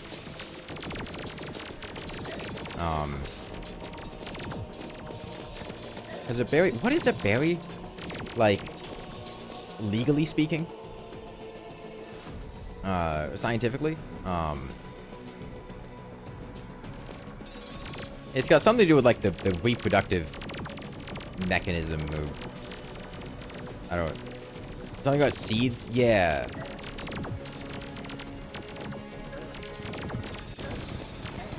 Isn't a strawberry like a flower? What are berries illegally speaking? I mean strawberries. Strawberries are not legally berries. They're trying to deceive you with their name. They're like flowers or something. A fruit that grows from a single ovary. Yeah, strawberries got hella ovaries. Got like 37 ovaries.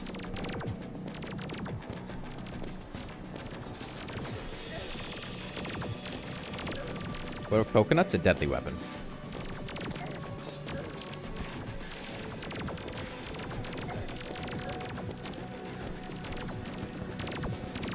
I've started saying this like 4 times and then got distracted on other things.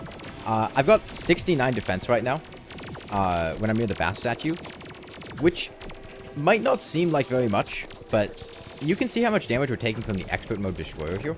If we didn't have a suite of defensive accessories, we'd be taking like 3 times as much damage per hit. Probably about 2 to 3 times as much damage. We're taking like 10 to 20 right now. If we didn't have warding, I think we'd be taking like around 30 a hit. Which is just way less sustainable. And even if you're not like fully speccing into a tank build, because keep in mind, we're literally just doing this with Palladium armor. We don't have tier 3 armor. This is a very, very, very bare-bones setup. We got no flesh knuckles, just an obsidian shield. No endurance potion, no life force potion. And we can still sustain ourselves really effectively here. The stipulations were positive. I mean, we did do the Eater of Worlds. The stipulation for the Eater of Worlds was that we had to use red flares, which, as we all know, shoot out Bouncy Dynamite from the flare gun. That was a fun fight. Bouncy Dynamite's technically positive, right? It did a lot more damage. Yeah, Big Destroyer is pretty much a positive. It increases our DPS, and it made the probes not spawn. Okay, we've done about 10,000 damage in the past 15 minutes, I think. So, 80,000 more, 15 for 2 hours? Probably not 2 hours.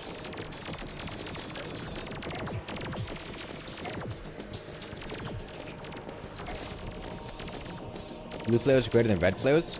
We're not using blue flares right now. We're using purple flares. These are shimmer flares. 1.4.4 added 4 new types of flares to the flare gun.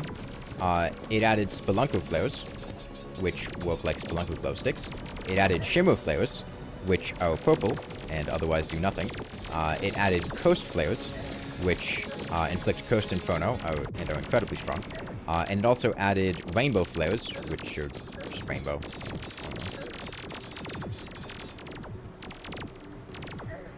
Like 14k? Did we start at 95,000? I don't actually remember.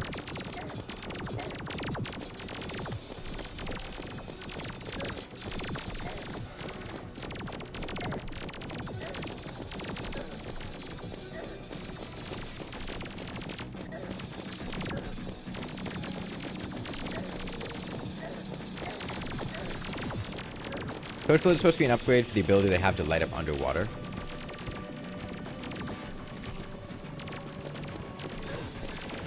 A 1,000 damage per minute would be pretty sweet.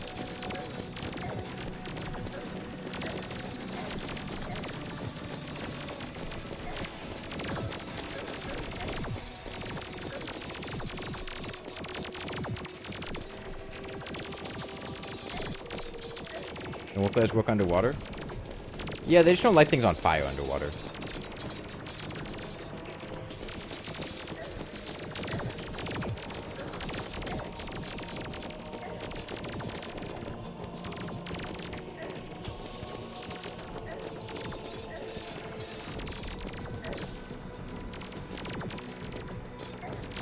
You know what? I'm kind of sick of this Otherworld soundtrack with the boss music. We could switch to something that is a lot less repetitive to listen to. I just put on like the Rainworld soundtrack or something.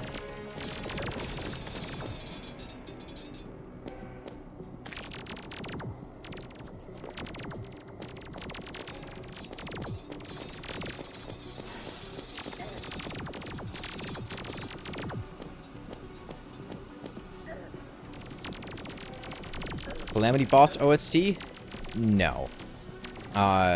Calamity's soundtrack gets like copyright claimed.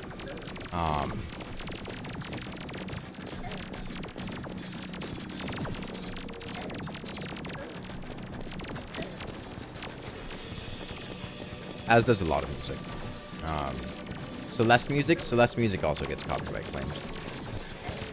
If you come on and hum the Rainworld OST for 2 hours.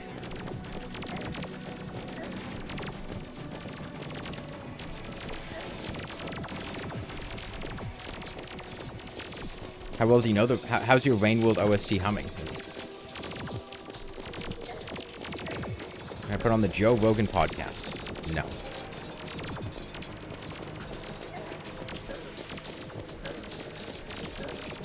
Not good.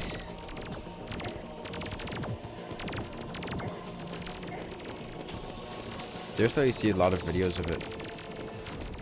What? Get Jason the Fourth to sing in the stream instead? I don't... So, Yusef, what, Can you tell me what the Jason the Fourth Sorbet copy pasta is? Because I've seen a couple people, like, mention that to me. And I don't know what that is.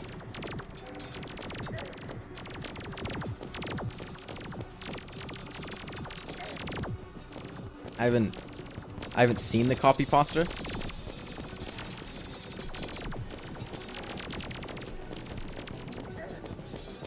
So what? You have to reread it real quick. Give you a sec. Okay.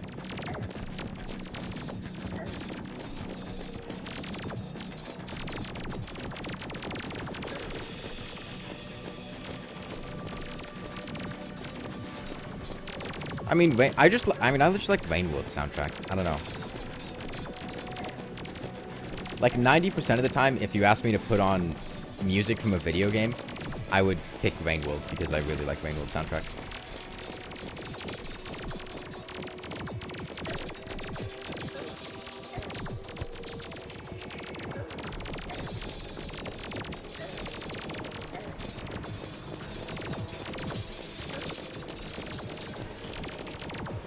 On Neutral One from LobCorp soundtrack. I haven't played the Logic Corporation. I know Bismarck likes it a lot. It's straight simping for your OC design and using the word lewd a lot. How long is this copy pasta?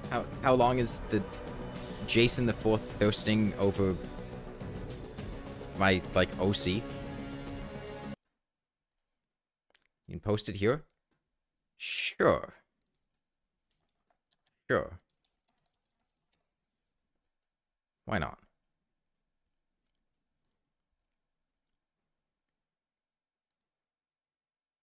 Hold on. Rain World Downpour OST.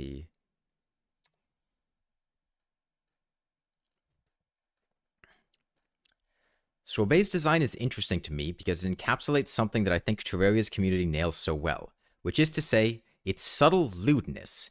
Just looking at Sorbet's design head-on. What? This is where we're going with this? Okay. You're posting this on my Discord. Okay. Put it in my Discord. I'll read it. Where is it? What channel is it in? Sorbet's design is interesting to me, because it encapsulates something I think Terraria's community nails so well, which is to say, its subtle lewdness. Just looking at Sorbet's design head-on doesn't reveal too much to the naked eye. It's a very covered-up outfit, and elicits feelings of piousness with the mint-striped stockings that he wears. It's a very feminine design, but no one would think it was particularly lewd. It's the stockings, though. The fucking stockings. They're like a lewdness barrier. The one simple thing blocks off the ludity of this design, and the second those nylons are lifted, my eyes are overcome by a wave of sexual energy, the likes of which has never been seen before. Think about it. Each time Sorbet raises his legs and the stockings fabrics shift, he is giving everyone a full-on viewing of his naked feats. The concentrated femboy pheromones therein are unleashed upon the viewers, driving them into mating mode ASAP. He stretches, feet. He dodges a fatal blow while fighting Empress of Light on a dance pad, feet. He crosses his legs, feet. It isn't just the feats though, but the realization, the actualization that Sorbet does indeed have some juicy fucking thighs. And not only that, but he isn't even wearing any fucking underwear. That's right. He's fucking free-balling all day, every day, and showing off a respectable amount of midriff to boot.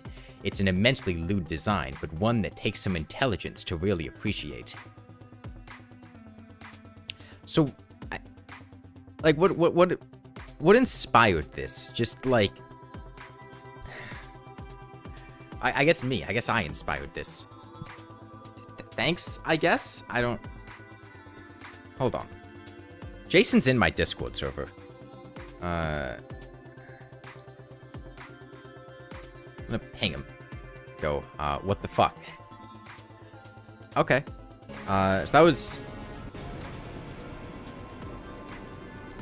So that was the Sorbet copy poster.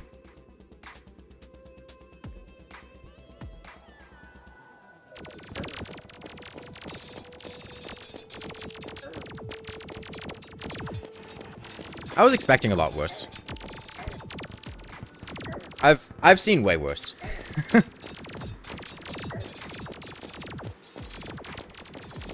That was honestly pretty tame.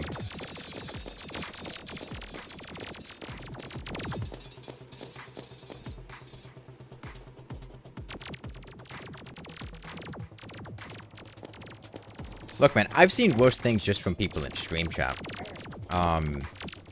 The ones I remember, it's so fucking weird when people try to hit on you, but they don't speak English well. I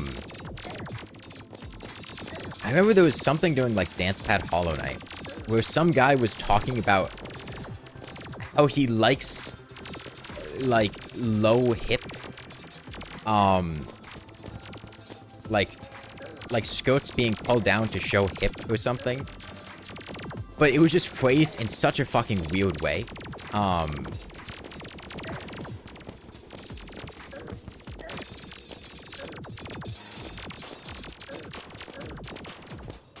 did Dancepad Hollow Knight? Yeah, we did Dancepad Hollow Knight, Dancepad Elden Ring, which Elden Ring's DLC is coming out soon. I think it's Friday, right? Yeah, but the viewer count just went down.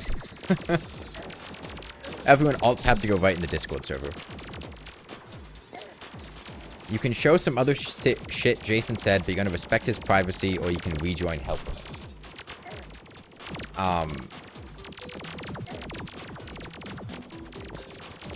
Why did I leave that server? Oh yeah, people were like posting memes that had the N-word. And I was like, yeah, no. No, I'm good.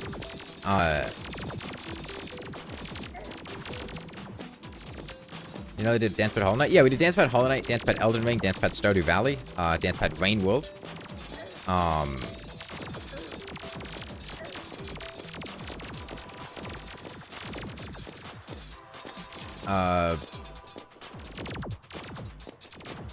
Do Shadow the Earth Tree Dancepad first playthrough? No, I'm not gonna do it for the first time on a Dancepad. But I probably will try to do it on a dance. I mean, I'll have to do it in the first place and see how it feels. I haven't played Elden Ring in ages, though. Honestly, I'm gonna have to, like, practice Elden Ring just for Shadows of the Erd Tree. Is it after Moog that you get to the DLC? I've been hearing people say that. Is that how you, like, access the DLC area?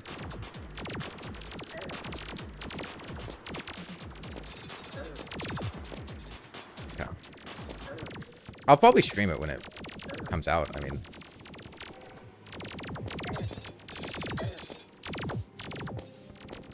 I really enjoyed the parts of Elden Ring that didn't suck.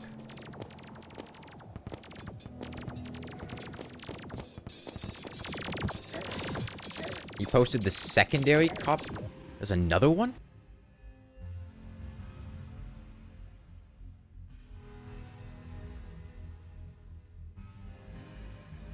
What?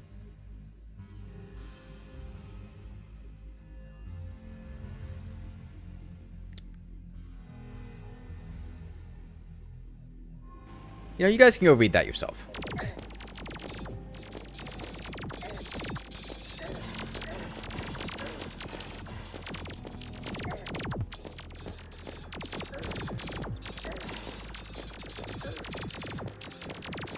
I want to actually kill the Destroyer, not sit here and just read copy pastas of people talking about dressing up as me and then having sex with their friends or something.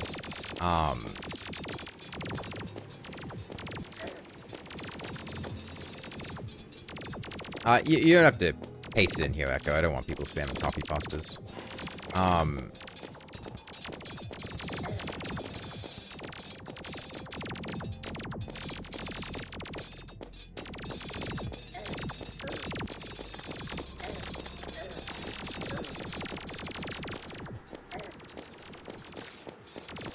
I mean, this is going to be an edited video. I'm not gonna, like...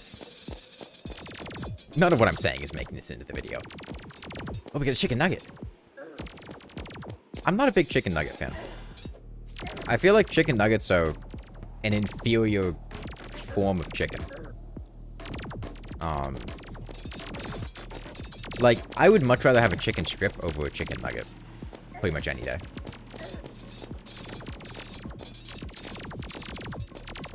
Chicken nuggets are just, like, mechanically congealed chicken glob. At least a chicken strip is just, like, a tenderloin.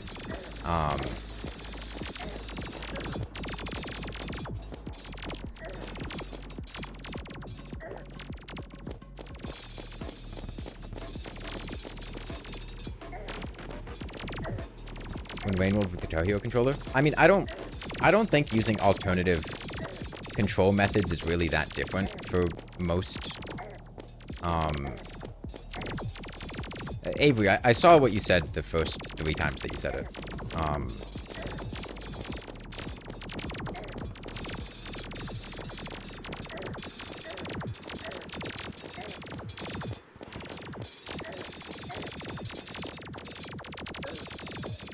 You demand it? You're in no position to make demands. I have all the power here.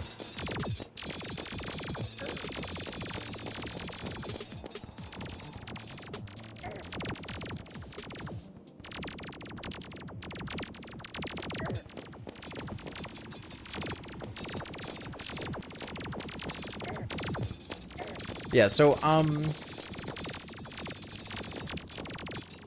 probably going to... Today's Tuesday.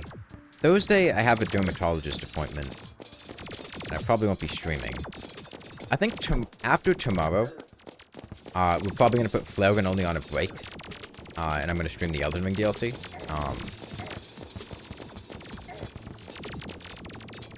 Because that's coming out Friday.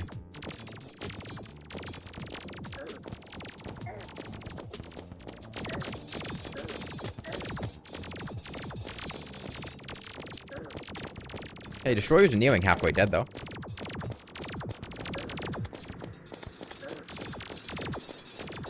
Could you get Elden Ring? Do you like Soulsborne games? Have you played, like, Dark Souls or Bloodborne or anything like that? If you like Dark Souls 3, you will probably like Elden Ring's combat system. It's basically a copy-paste of Dark Souls 3's combat system, although it does have some changes and has some issues. But if you like that core Soulsborne combat, then you will probably enjoy Elden Ring. If you don't like that, then you probably won't.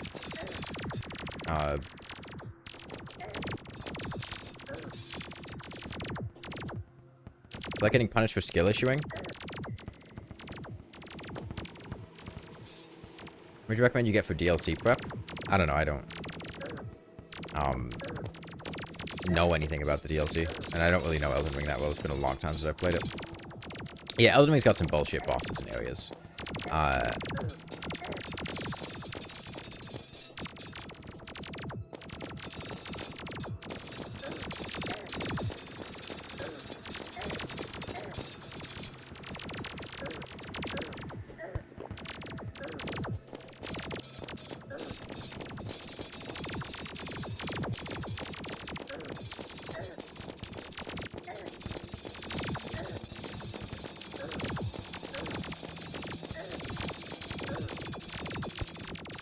My favorite 3D game?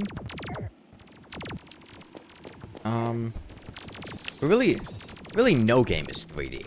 Because at the end of the day, you only see in 2 dimensions. You don't see in 3 dimensions. So everything that you see is really just reflected in 2 dimensions. Your brain just reprocesses it and turns it back into a 3-dimensional image.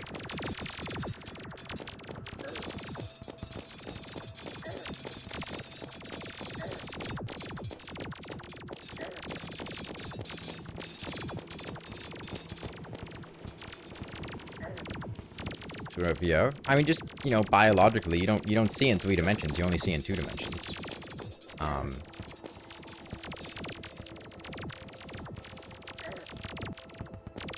Your eyes see a flat image of the world, and then your brain reinterprets that using depth cues to make a 3-dimensional perception.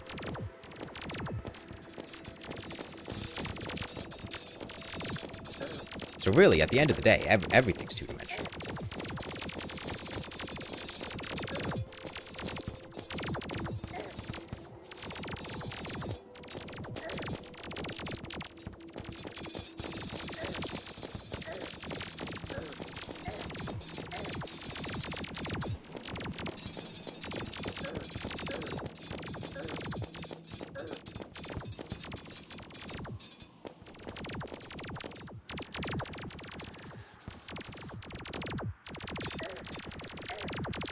Well, that's the thing, Yusef. You can't sense those things.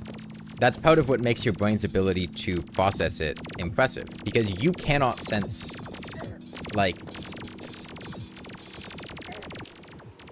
You aren't sensing depth. You're sensing subtle cues like shading or size that let you interpret what the depth should be. But you're not actually seeing 3 dimensions in terms of sensory organs. Yeah, you're seeing the difference between the distance of objects between your 2 eyes, and that's another way to, like, perceive depth, or, like,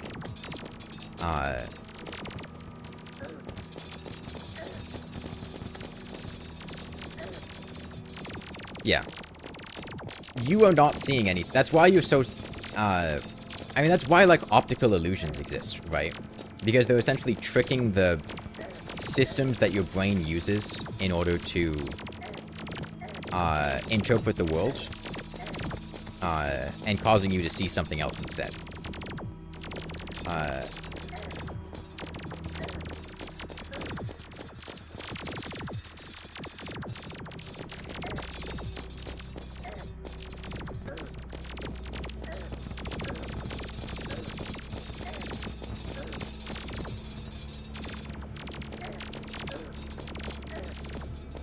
So you see in 3D insofar as, like, you can make a 3D representation of the world in your mind and understand it, but you're not actually sensing 3 dimensions.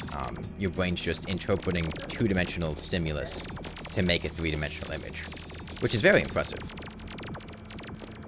And yes, that means that what you're seeing is not what is actually there, because you physically cannot sense reality for what it is.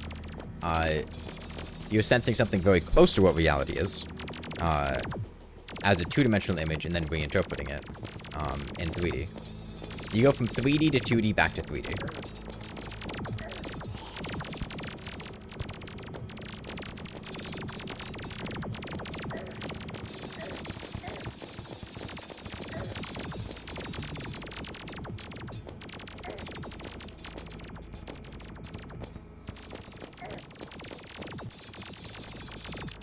You came here for Terraria gameplay, not existential dread.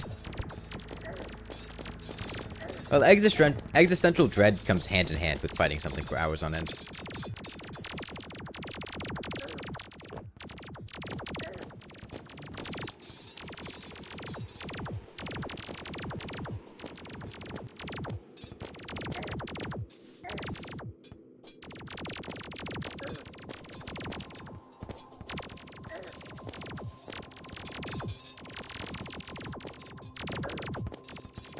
Palladium armor was unironically really good.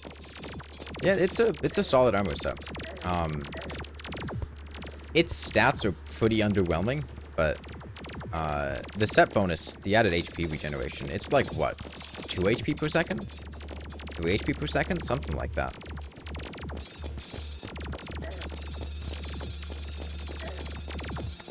the biggest issue with Terraria? Right now, I would say the Reforge system. Shout out to the video I made about reworking the Reforge system, and the post I made about it on the Terraria forums. What? Oh, there's a Wraith here. God, he slowed me, too. Ugh.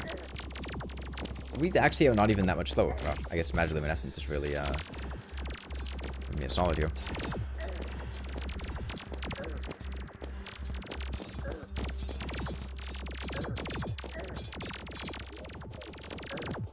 What was the worst challenge I've done other than Lawnmower? Like Terraria specifically? I mean, the having to do what the wiki guide said was pretty awful. It was just really boring. I love Shoreline Threat.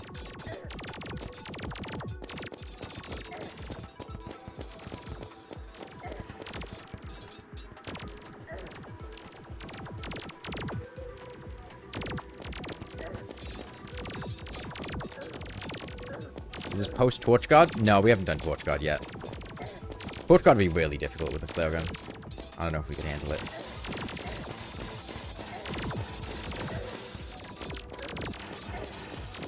Okay, from what I remember, we want to, like, bunch the Destroyer up on himself. But I don't know if we can with his size, is the problem.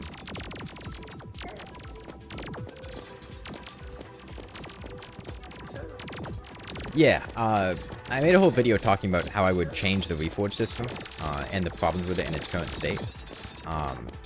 And I would love to see that actually happen in the game. Never seen me succeed at Torch Guard without cheating. Okay, I've done Torch Guard, like, literally once. Ever. The only time I've done Torch Guard, I think, is, like, during the wiki one where we used the wiki strategy with the minecart track.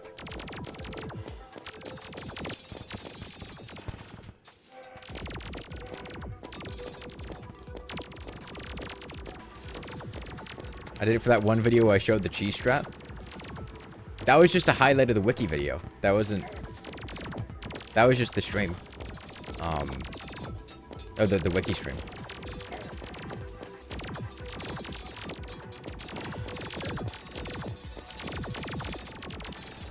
But yeah, the really nice thing about the Reforges is that requires basically no,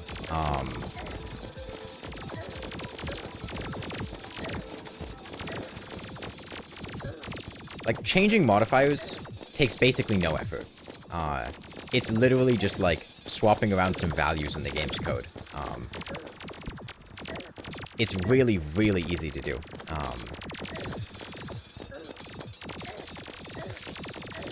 Can't believe I'm so washed. I'm sorry that I take showers.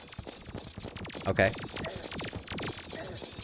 I know that I'm detracting from my gamer stench and my ability to intimidate small children using it, but I'm sorry that I like taking showers.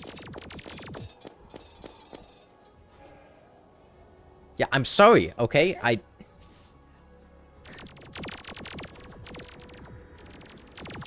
This is 1.4.4.9.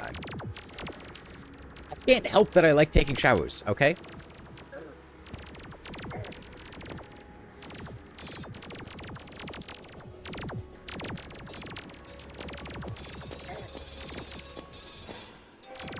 No boy smell. I don't have boy smell. I just have smell.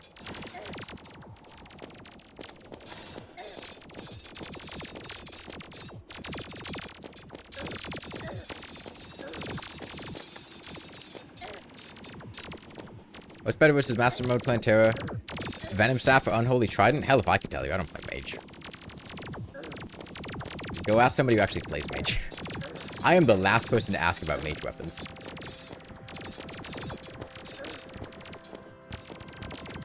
What do femboys smell like? Hatred. And a little hint of vanilla, but mostly hatred.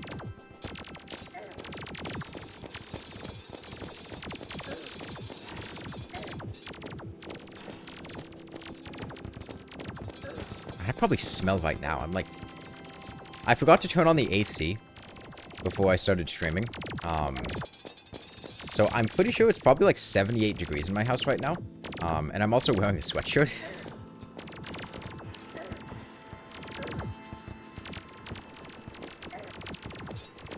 And my room is also probably the hottest room in the house. Hatred towards what? Mage.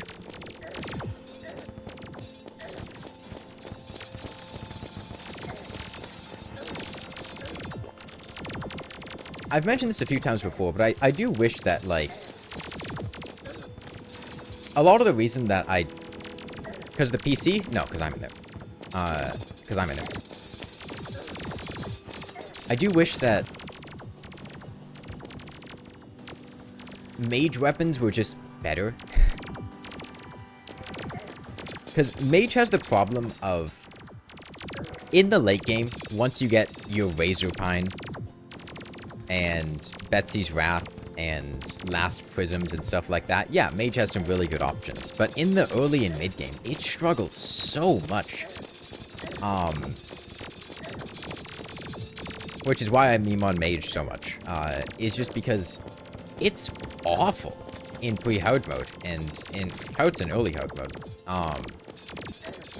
Mage has one good, like, pre-hard mode weapon, and that's the Demon Scythe. And if you don't get the Demon Scythe, your weapons just, like, suck.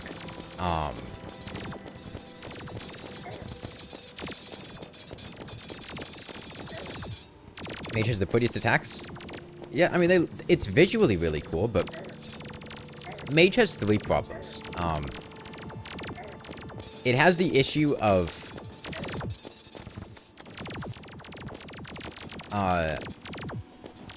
at its core, Mage is meant to be like a burst DPS class, where Mage should have higher DPS than every other class, but that should be offset by having to regenerate mana and use potions with mana sickness and whatnot.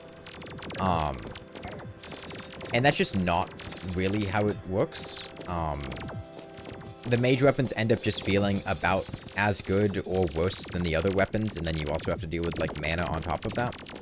And some of them are fine with that. Like, the Last Prism was a really good example of doing that well.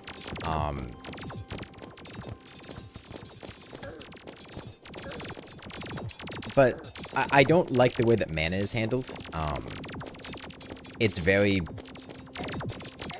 It just feels like an annoyance rather than what I think it should be, which is your resource to allow you to reach higher DPS than other classes.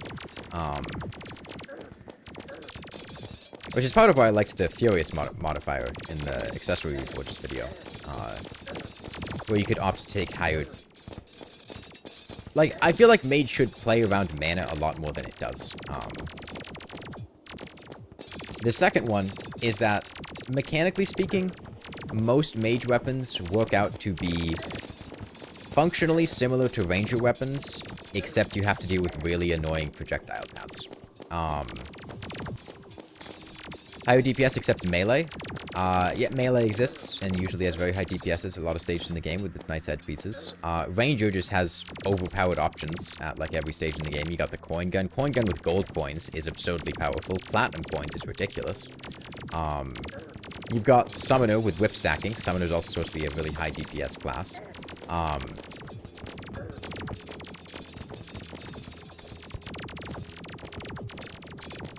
And yeah, you've got to deal with things... Mage projectiles just being really awkward to use. You've got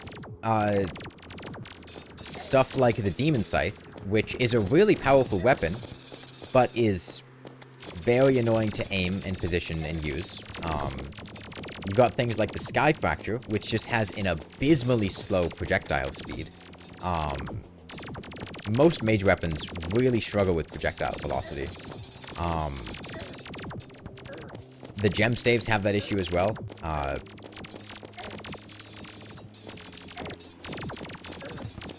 You've got things like the Zappinators, and the Zappinators are cool.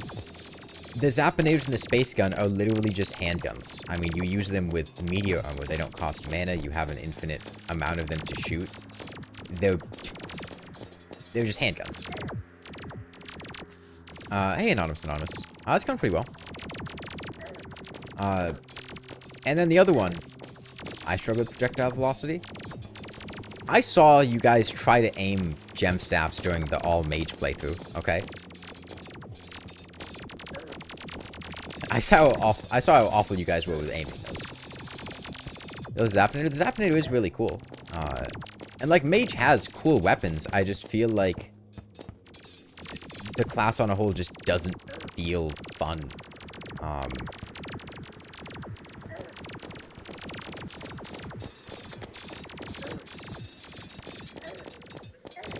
When I was doing legendary medium core mage, the only time mage got fun, I felt like, was post mechs when you got the rainbow rod. After the rainbow rod, I felt like mage went pretty well. This is after the rainbow rod got buffed in 1.4.4.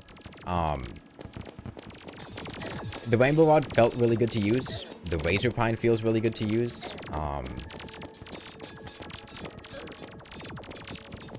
I didn't really like the mage pillar weapons that much. They felt really boring.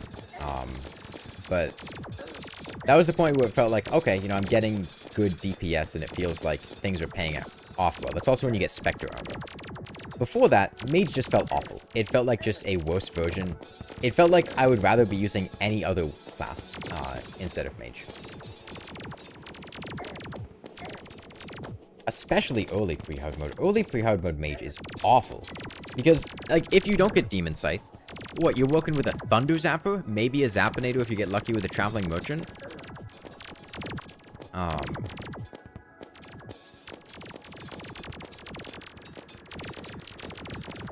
I'd rather just have a gun that shoots bullets. Or a bow that shoots arrows.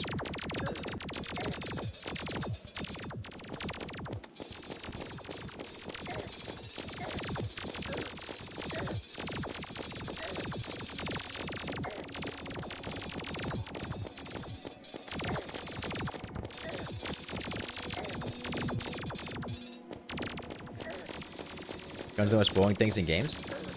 I don't need my weapon to be exciting. I want my weapon to be consistent, usually. That's more important to me than having it be flashy or visually interesting, is just being consistent. And Ranger accomplishes that very well. Melee is also pretty consistent. Which is why I like those two classes more than Mage and Summoner.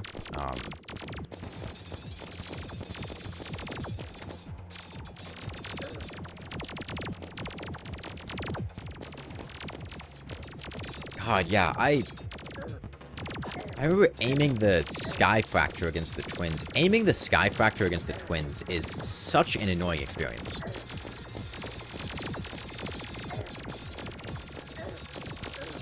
Like, once you kill the Twins, you get a Rainbow Rod, that's great, but the Sky Fracture's projectile speed is so slow and the Twins move so fast that trying to aim it is just miserable.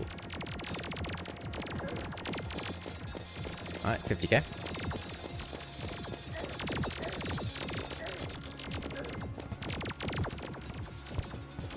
It also, like, spawns in front of you, so it won't hit enemies that are directly in front of you. And also, you have to deal with the fact that,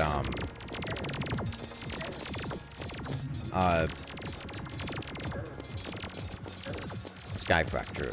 Yeah, if you're trying to shoot in, like, an enclosed area, it has such a wide spawning area that you need, like, you can't just shoot in a 3-tall gap. I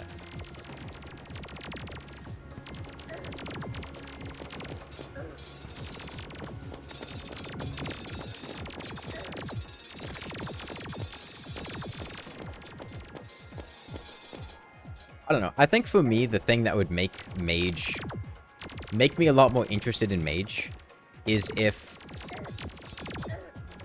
I think some of those mana reforges that I talked about, like Arcane giving mana cost reduction or Furious giving a lot higher damage for increased mana cost.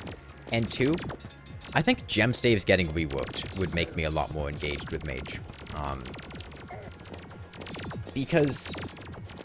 having an alternative early game option for damage from a distance, besides just like a boomstick or bows, and have it actually be good, would be cool. The problem is right now, they're just worse than bows, and they suck.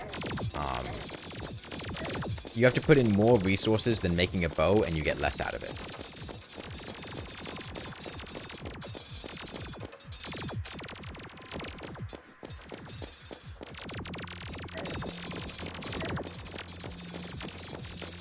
Rather than 1 HP challenge board, and would you want to do it? I mean, I've done some 1 HP out core. The problem is 1 HP stuff isn't really fun. Terraria is kind of a bullshit game.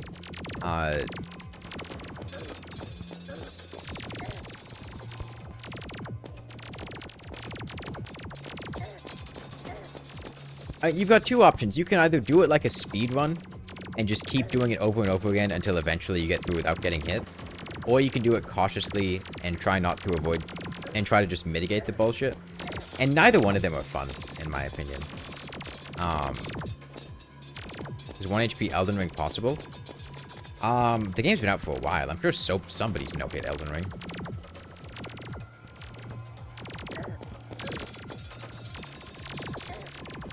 There are a ton of, like, no-hit Soulsborne streamers.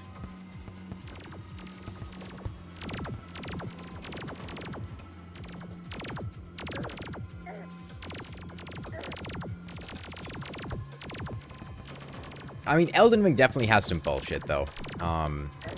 You can no-hit Elden Ring's stuff, but a lot of the times it requires really annoying movement things. Like, no-hitting Melania's Waterfowl Dance is so fucking annoying.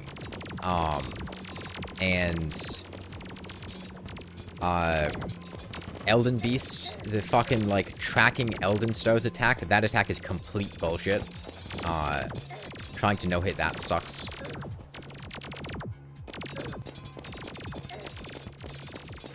Beating every Soulsborne no-hit in a row. Yeah, I've heard of that one. Have people done it with Elden Ring?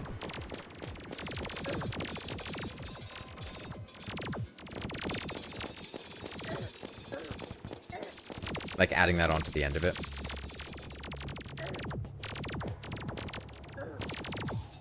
Think about Elden Ring is gonna be absolutely broken. I mean, that's pretty typical for Soulsborne games. At least, like, I don't know much about Dark Souls 3 and Bloodborne, but, Dark Souls 1's balance is a complete joke. Dark Souls 2, they nerfed a lot of stuff. I don't know how much it still is in Dark Souls 2, but there were points where you could just be obscenely busted.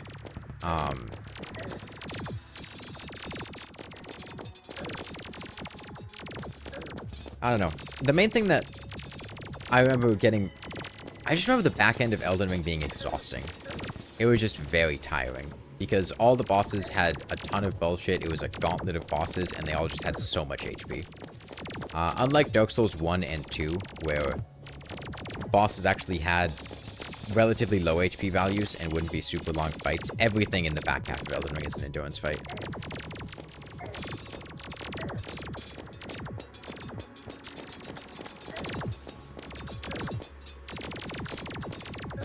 Dark Souls 1 balance is beautiful and you heal no ill of your shotgun staff. Nuzzle, do you go around, like, twinking people in the parish?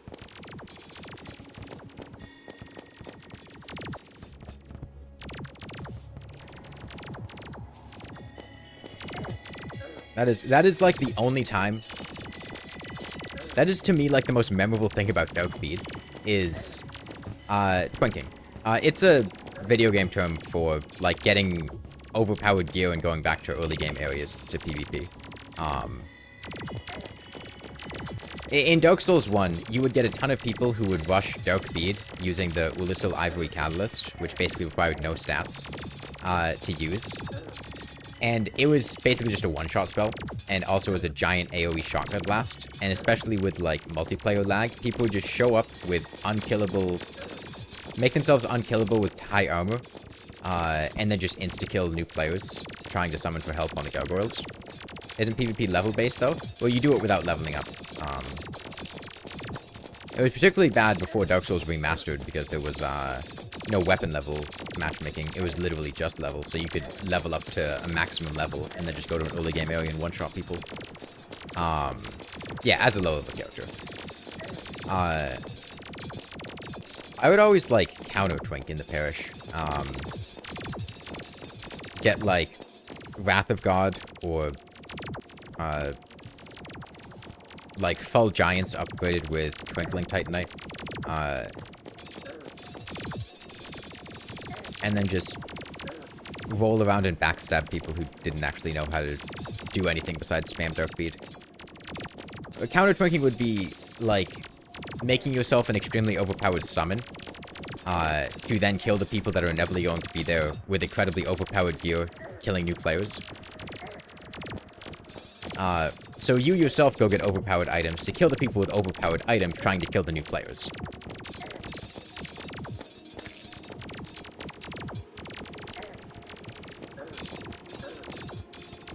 You haven't played Dark Souls if you didn't get rushed by Ninja Flip Havels? I didn't play Dark Souls early enough for that.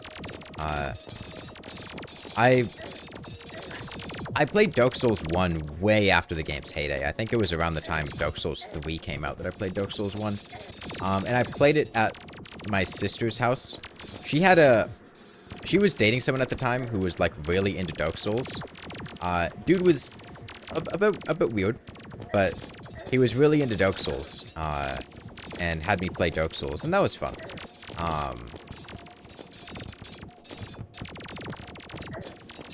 He was an alright guy if you ignore the part where he, like, held my sister at knife point after they broke up.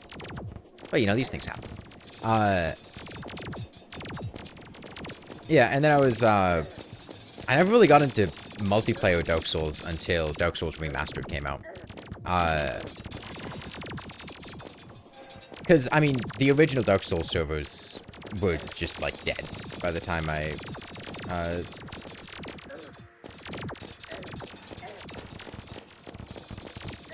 played it. But Dark Souls Remastered revitalizing it made a lot of fun.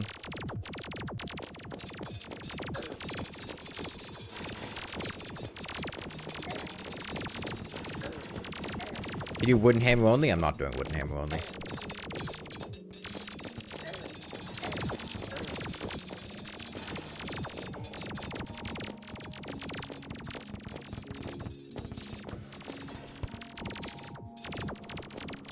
I never liked Dark Souls 3. Dark Souls 3's PvP, though.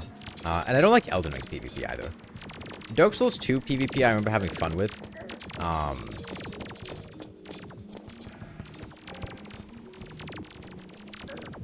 Is Dark Souls supposed to be a predominantly multiplayer experience? No.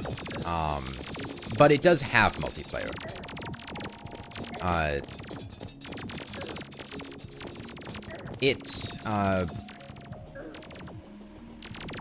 There are a couple of different, like, schools of thought with Dark Souls. Generally, from the more hardcore players, they will avoid summoning other players to help them. That's kind of... There are two main aspects of Dark Souls PvP. There's co-op and... Well, online play. There's co-op and there's PvP. Generally, the more, like, hardcore players won't summon other players for help. They'll just fight the bosses themselves.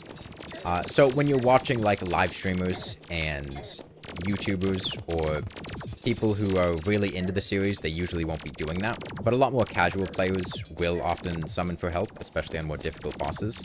And experienced players will help them do that.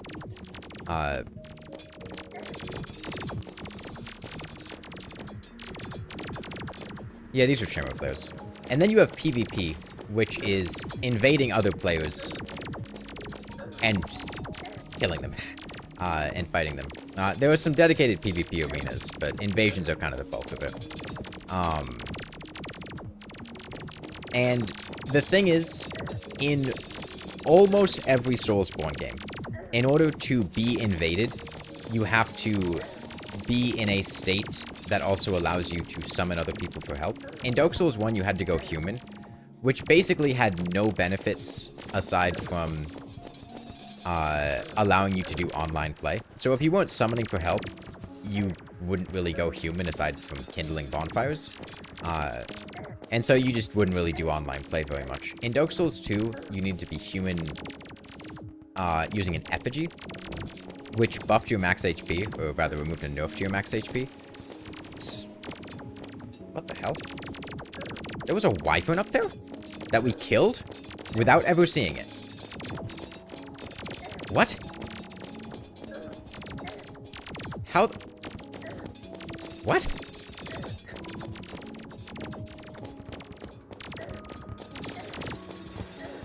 Oh, okay.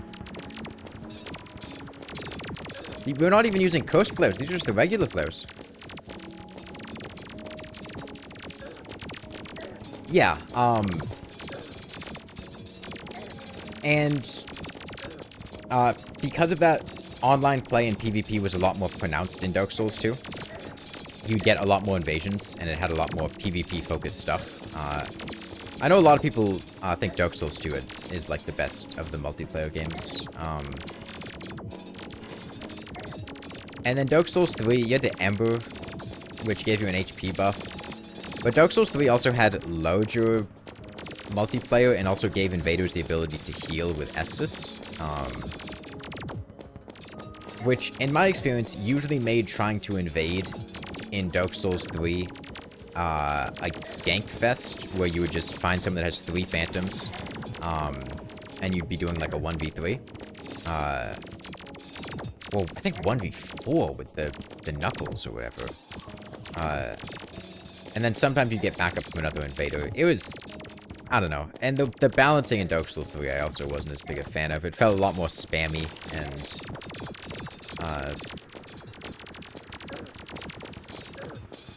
meh. Could invaders heal with humanity? They could, yeah, in Dark Souls 1. I'm not saying that, like, Dark Souls 1 and 2 had perfect systems, but, I remember just because of, like, the ability to roll spam away and having a bunch of other phantoms alongside you, trying to invade people in Dark Souls 3 would just turn into a slogfest, where all of the phantoms have, like, 10 Estus or whatever, and then the host has, like, or I think it was, like, all the phantoms are, like, 6 Estus, and then the host has, like, 12 Estus, and it's gonna fully heal them each time they use it, and they're gonna protect each other so they can all heal, and it would just be a mess. Yeah, that works, Sabami.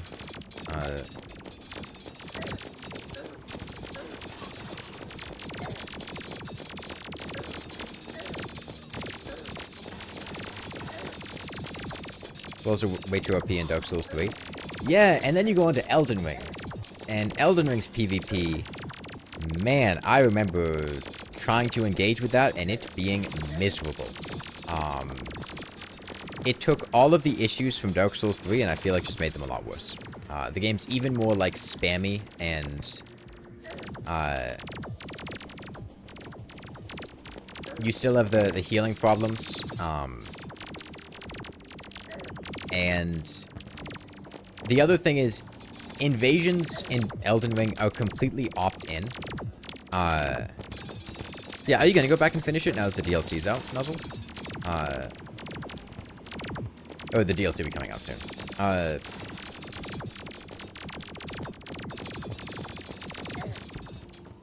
Yeah, I distinctly remember trying to do multiplayer in Elden Ring, and getting summoned was miserable. Because if you would put your summon out in... Like, what I enjoyed doing as a summon was, like, helping people through areas and, especially earlier game areas, not, like, late game areas, and doing the more interesting boss fights. But Elden Ring has so many dungeons that if you're not using the soapstone that, like, sends out your summon sign to a bunch of different dungeons, then it's gonna take you ages to get summoned. And if you are using the one that just sends it out to random dungeons, then you're gonna get summoned for, like, the most boring shit side dungeon. And just go walk up and fight a fucking, like, 1 Crystallion. And it's incredibly boring.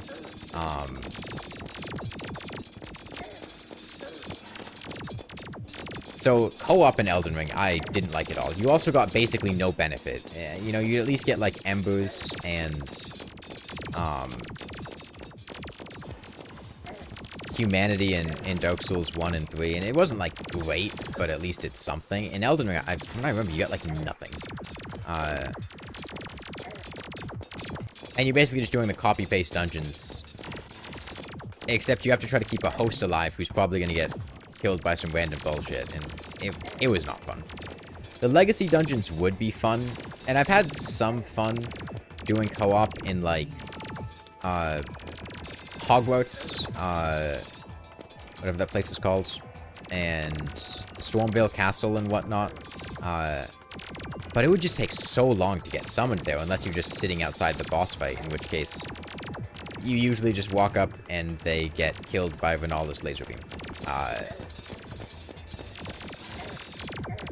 You get a rune oak? Okay, I guess that's something.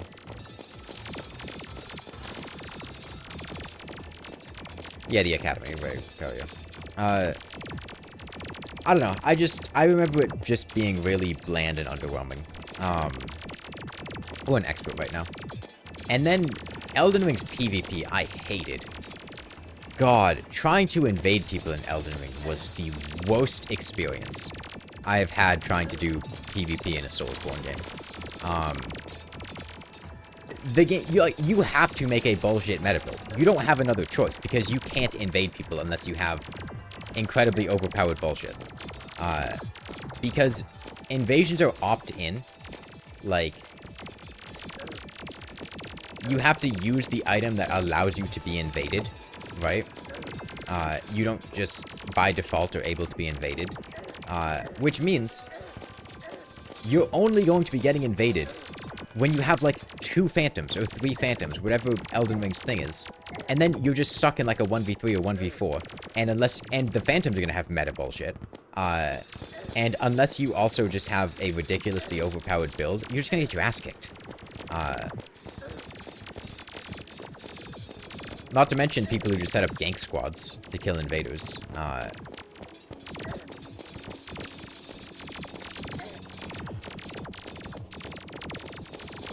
I remember trying to do invasions in Stormville, trying to do invasions in regular Terraria, trying to do invasions out in the world. The world invasions were some of the worst because there's the weird, like, fog gates all over the place.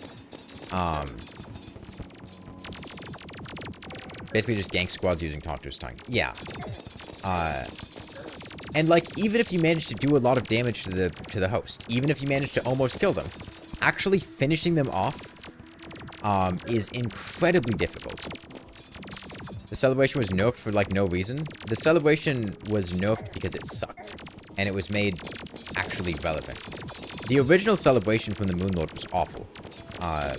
The celebration Mark II is the new celebration, which is much better than the old one, and the old celebration is basically just kept in as an Easter egg.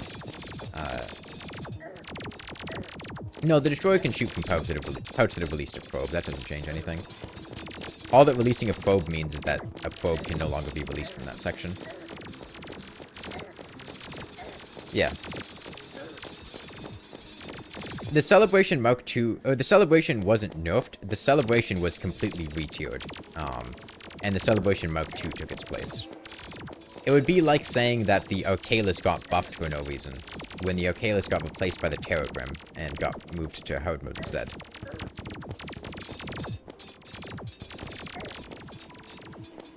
Whenever you invaded, you're always more the skeptical guy using the lure item. I don't know, I remember having some incredibly fun invasions in other Soulsborne games.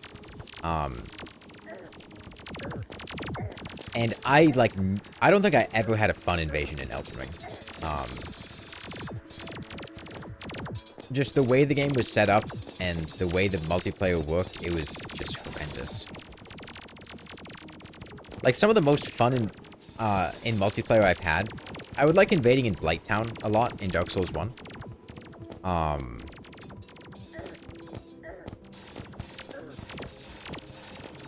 My favorite part of Dark Souls 1 to invade in would be the stretch from... I didn't like the Parish.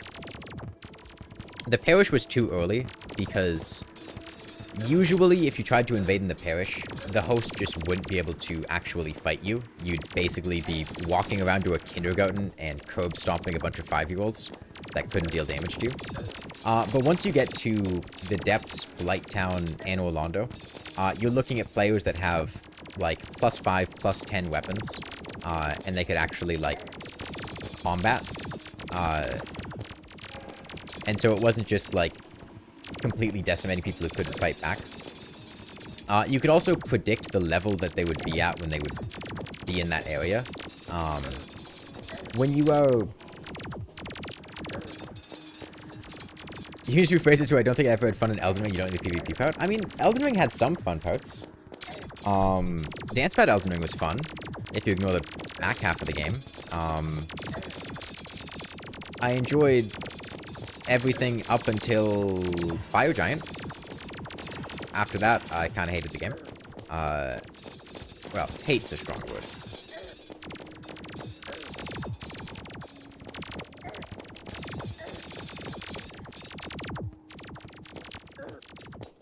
But yeah, you'd be able to know what level to put yourself at. You could roughly estimate the gear you would want. And you could also just realistically use off-meta builds, which was fun. Like, I enjoyed using the just, like, random janky shit, shooting at people with great bows in the rafters of Upper Blighttown, or, like, doing cosplay builds and stuff like that. And that's really fun to do. And you can't do that in Elden Ring.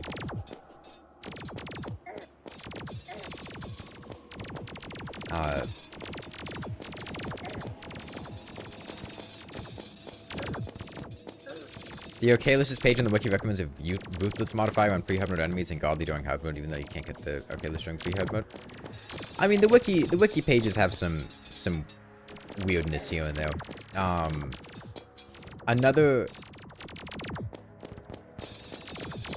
It's the insistence on keeping the outdated information from when the OK list was pre-hard mode. Another thing I noticed the other day is the Chain Guns wiki page still makes reference to the fact that you want to use an endless musket pouch because you're going to blow through a stack of 999 ammo so quickly.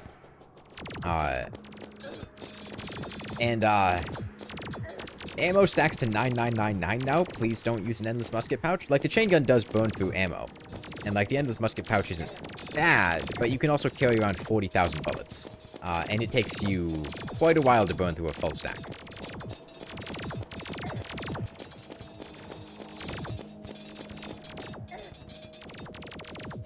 Let's get a DPS meter for when I fight. Yeah, fight Torch God.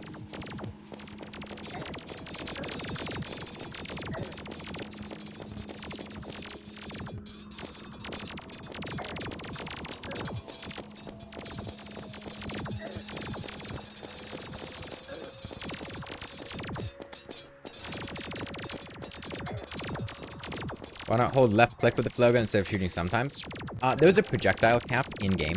You can see me reaching it sometimes, or like almost reaching it when the destroyer's lasers start to bug out. I can only shoot 1,000 flares at a time, and they take 10 minutes to despawn.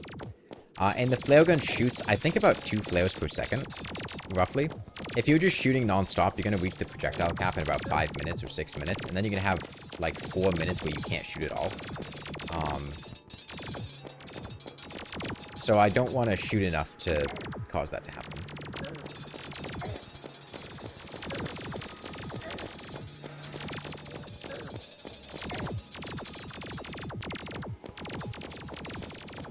You should actually try to reach the projectile cap. I mean, I don't need to. Getting shot's not a problem. The destroyer, we can regenerate our HP with the palladium armor and a regen potion and stuff. Fine. We don't need to stop the destroyer from shooting us.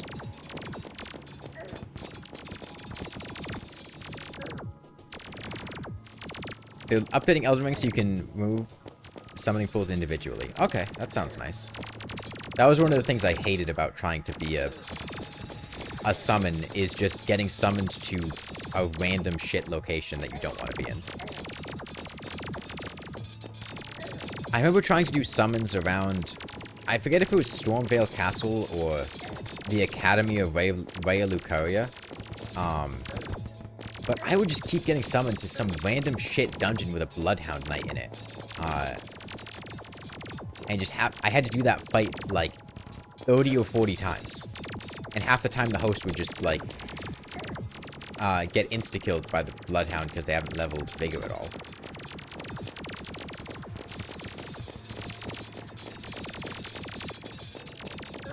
You don't have enough stamina to do this for how long I've been doing it? I have a lot of mental energy. And physical energy. I have a lot of energy. Bloodhound Knight in the Everjail? No, it was in like a cave somewhere. It might be the one that leads to... Where's the Spirit Ash lady with the wolf that asks you to take her to like the big titty sister or whatever later. Maybe it's that one.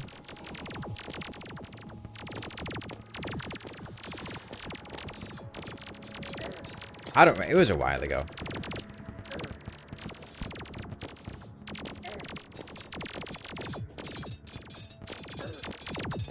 It sucks that I can say I got summoned to a random shit dungeon with a Bloodhound Knight as the boss, and that could still be like 5 different dungeons in Elden Ring. I could say the same thing of like, oh, I get summoned to a random shit dungeon with a Crystallion at the end, and that still describes like 10 dungeons in Elden Ring.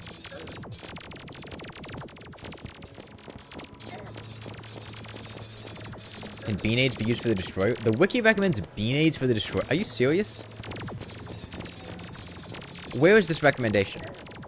Is this on the bean aid page? Is this on like a guide page?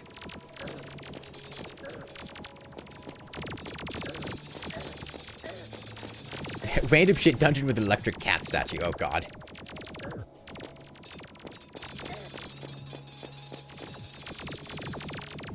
Okay, but we can make descriptions like the one random shit dungeon with 3 fucking putrid Crystallions in a broom closet. God, I hate that dungeon. What an awful fight.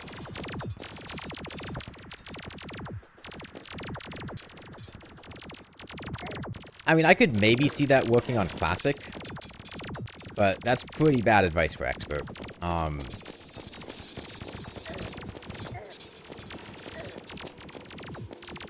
Secret cave for Selen's Quest. I didn't even know it was part of Selen's Quest. I just found the cave when I was playing in Caelid.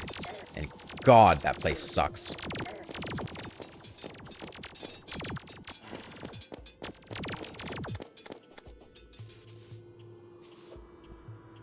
Yeah, this is the projectile cap. See, the destroyer's not shooting anymore.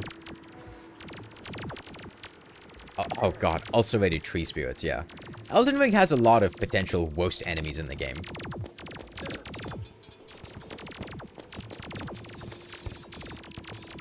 Yeah, it says a lot that after I did Dance Pad Elden Ring, I have basically had no desire to go back to play Elden Ring more. And I'm going to go back and play the DLC, but I feel like Elden Ring is really low in the replayability value compared to the other Soulsborne games. It is such a chore, there is so much random bullshit everywhere, and the game is so long. The Destroyer has 160 segments, which I think is like 2.5 times its normal size, something like that. Revenants are awful, yeah.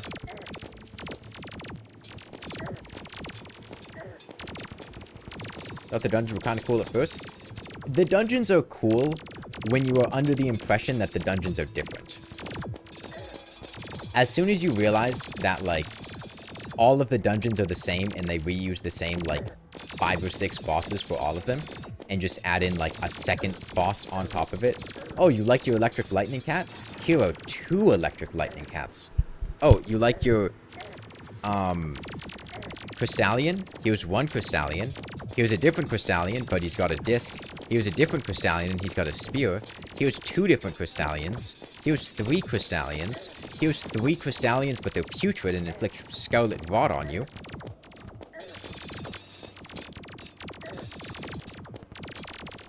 I never said that Elden Ring had no replay value, or that you couldn't replay Elden Ring. I said that I thought Elden Ring had significantly less replayability than the other Soulsborne games, for the reasons that I'm describing right now. It's not a personal attack against you, I'm telling you my opinion. They reuse boss... Oh, way worse than in Dark Souls 2, Dr. Frank. Like, Dark Souls 2 reused bosses sometimes. Elden Ring reuses bosses fucking everywhere. There's fucking Godefroy. Like, major, like, rune boss, basically the game's equivalent to, like, the Lord Soul bosses in the previous games, the really important ones. They fucking reuse him and he's just sitting in a random Everjail somewhere.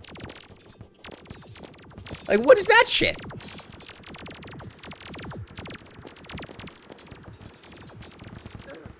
Astel? A really big, giant, cool, space scorpion, like, eldritch horror thing? Oh yeah, he's got a brother. He's just sitting in some fucking cave somewhere.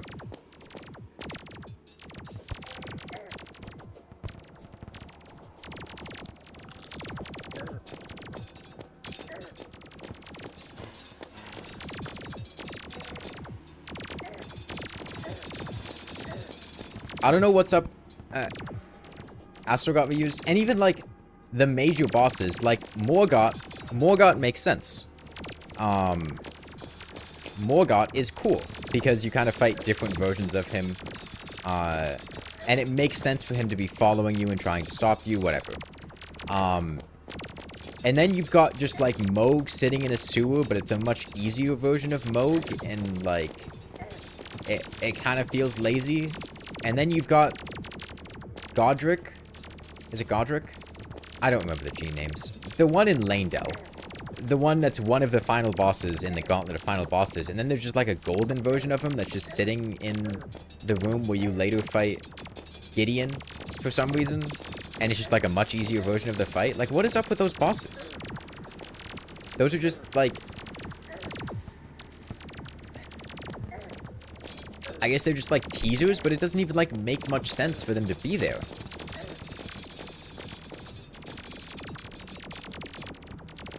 Fake Moog was likely a distraction so people don't suspect anything.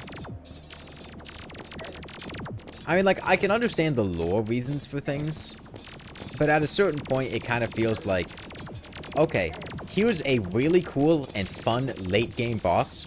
We're gonna give you a watered down version of it. Much earlier in the game. And, like, that just feels, like, weird to me. Like, I fucking love Godfrey and Horror Low. That is an awesome fight. Why we gotta have the watered down version of it? It's not fun. It's not really that interesting. It's not explained. He doesn't say anything. It's just... like, why? And with the Moog thing, like, yeah, but I feel like Moog would have been a lot cooler if it wasn't just...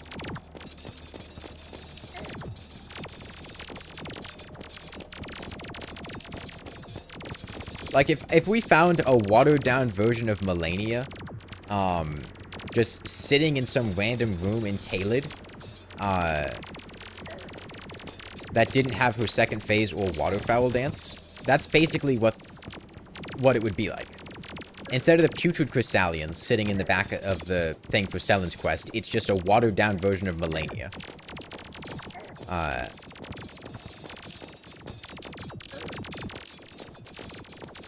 Millicent's Invasion?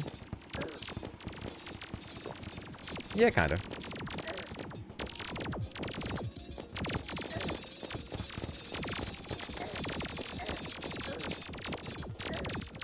But that's, like... it's not literally Melania. Like, it's similar to Melania. She's got, like, the sword thing. But it's very clearly not Melania. It's not literally taking her sprite and just making her, like, green. You just have, like, green Melania sitting in Caelid. Because you've got red Moog and you've got yellow Godfrey.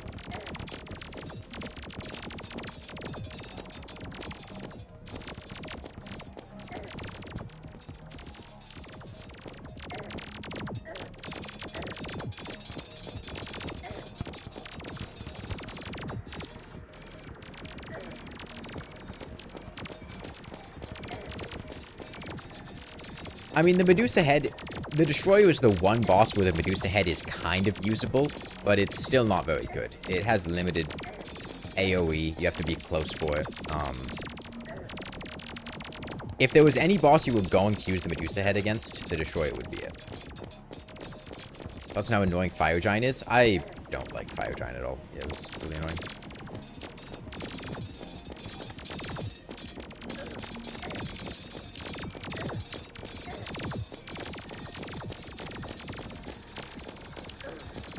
To some extent, repetition makes sense, because of course you would see Erdtree Avatar. Look, there are lore explanations for why these things would happen, but lore explanations doesn't excuse repetitive and boring gameplay.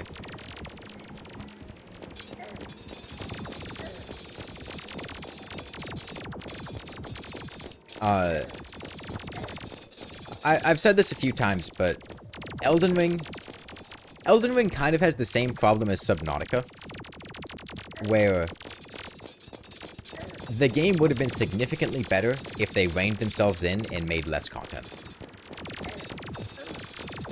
Where Subnautica just drags on near the end, as you run out of original stuff to do and you're just redoing the same stuff, just with like fetch quests and shit. And Elden Ring is basically just reusing a bunch of bosses and assets and dungeons in order to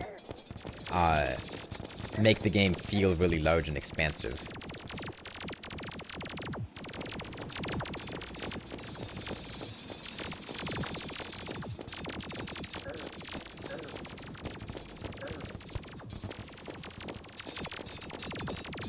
I beat Subnautica. I beat Subnautica on stream. The ending sequence was very annoying. Falls apart most in the caves, you get another instance of cat statue. Yeah.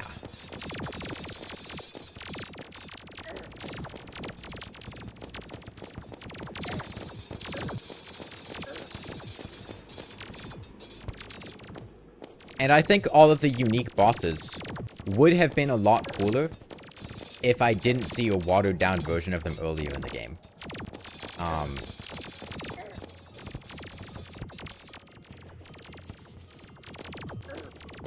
Yeah, this has all been one fight.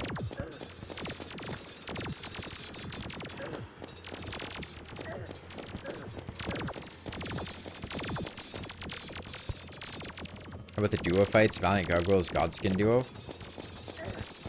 Yeah, those fights suck. Godskin duo in particular, awful, awful boss fight.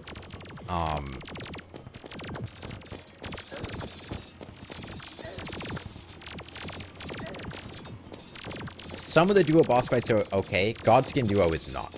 Godskin duo is awful. The Godskin enemies in general are fucking awful.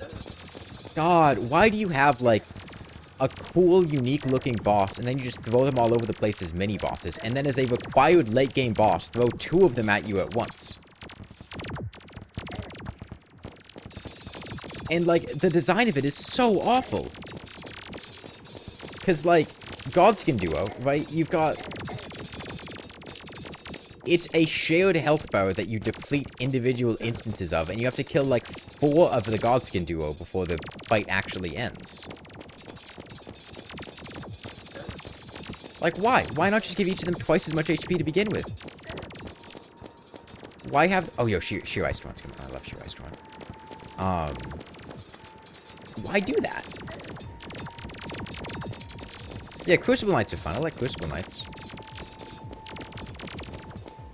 Crucible Knights are a bit less fun when they're pasted all over the place, though. So you can divide and conquer, but, like...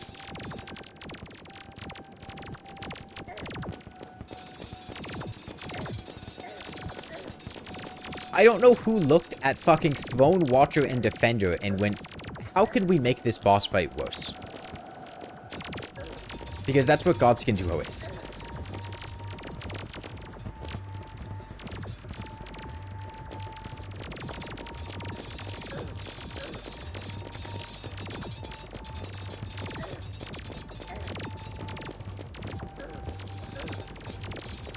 Not Ornstein and Smo? Ornstein and Smo is a great boss fight.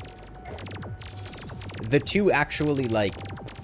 Ornstein and Smo is a fantastic boss fight. It's well designed.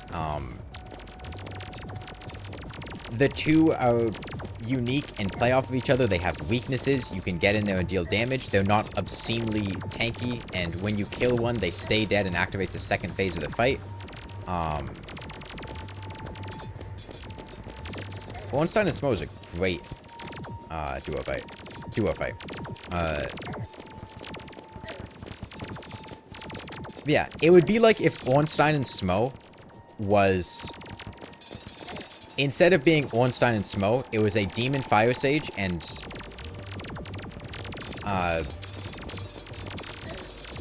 just like a Black Knight. That... Ornstein and Smo in Elden Ring would be a Demon Fire Sage and a Black Knight.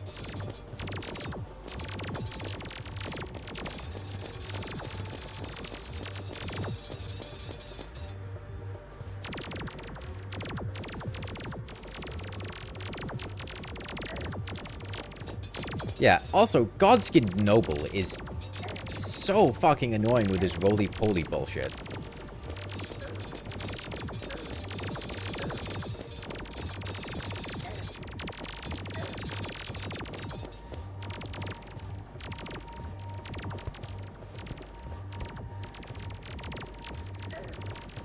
I remember when I did pot-only Elden Ring. Godskin Duo was horrendous.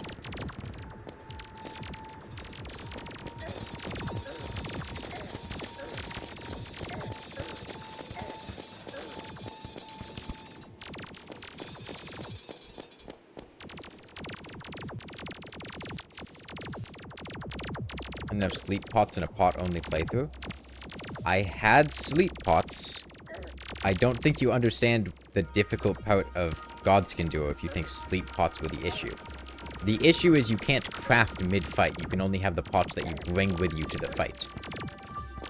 And in order to kill Godskin Duo, they are, like, extremely resistant to elemental damage.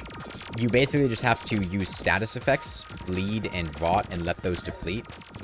Except the problem is that they get the stacking resistances over time. And because of just how much HP and how long the fight is, you basically can't miss a pot. And you have to do it perfectly. And then if you mess up, you have to go farm the ingredients, because you can't buy them. Which just means spending a bunch of time farming the basilisks in, the rot lake that drop the butterflies that let you drop the rot pots, craft the rot pots.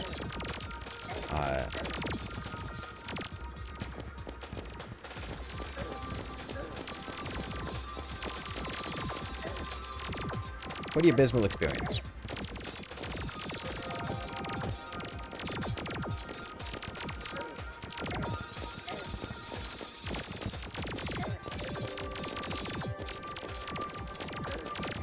The amount of unpurchasable and outright limited materials in Elden Ring is inexcusable. Yeah, for a game that emphasizes crafting as much as it does, it really doesn't want you to craft items.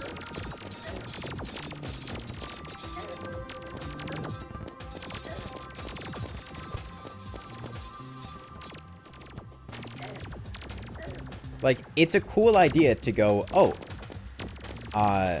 it's an open world game. The player can just craft firebombs on the fly, instead of just buying a bunch of them to begin with. Okay. But instead of letting the player do that, let's make them just have to, like, scrounge up materials to make a shit consumable item that they're never gonna use. And you also can't craft in the middle of fights, because I guess that would be too overpowered. To actually be able to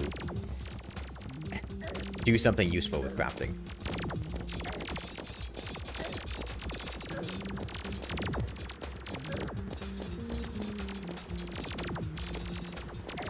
I fully expect Elden Ring's DLC, with what the base game was, and I really hope they don't do this, but I would not be surprised at all if Elden Ring took the Dark Souls 2 path of,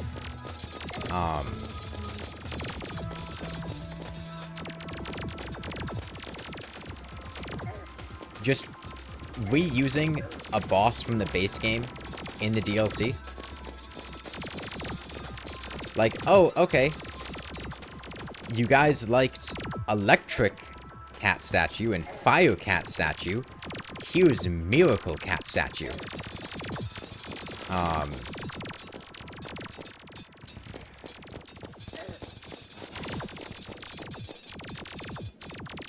I swear to God, you guys just like taking things I say out of context and finding some small flaw in what I'm saying.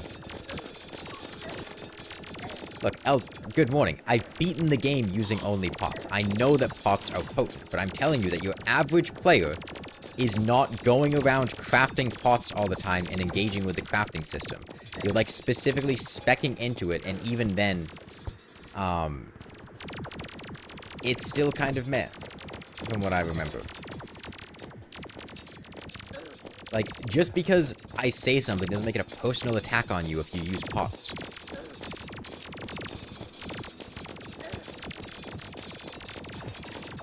Yeah, we have time pause.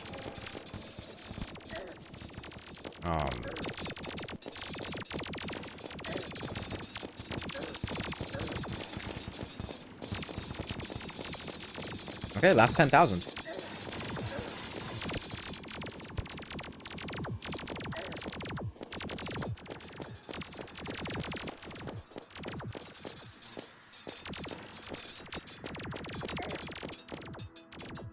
Yeah. It's demonstrably true that people don't go around crafting pots and engaging with the crafting system, because they don't do it.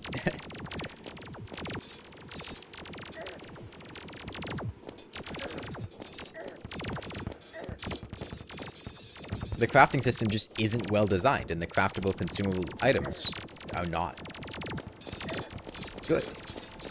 As much faster than you thought for the flow gun. Infinite piercing does a lot.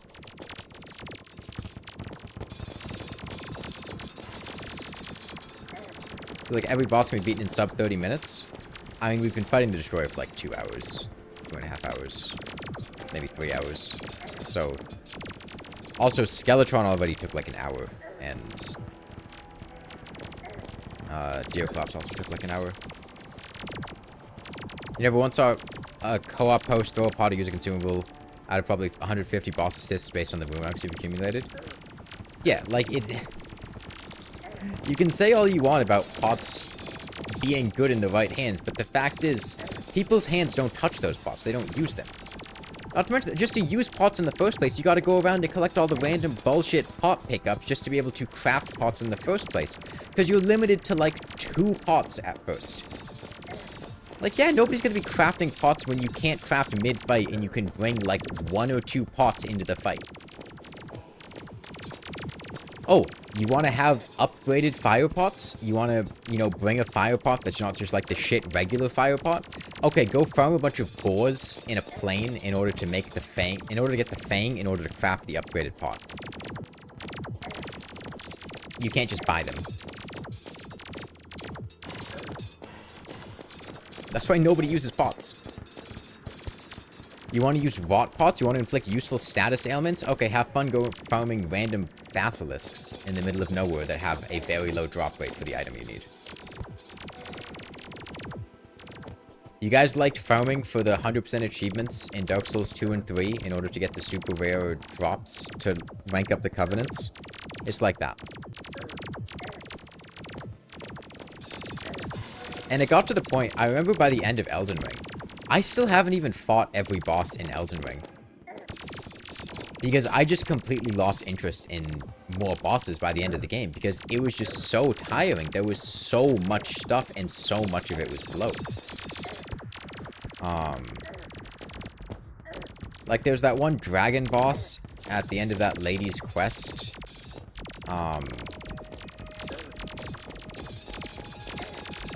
Never did them just because I had no interest in actually, like...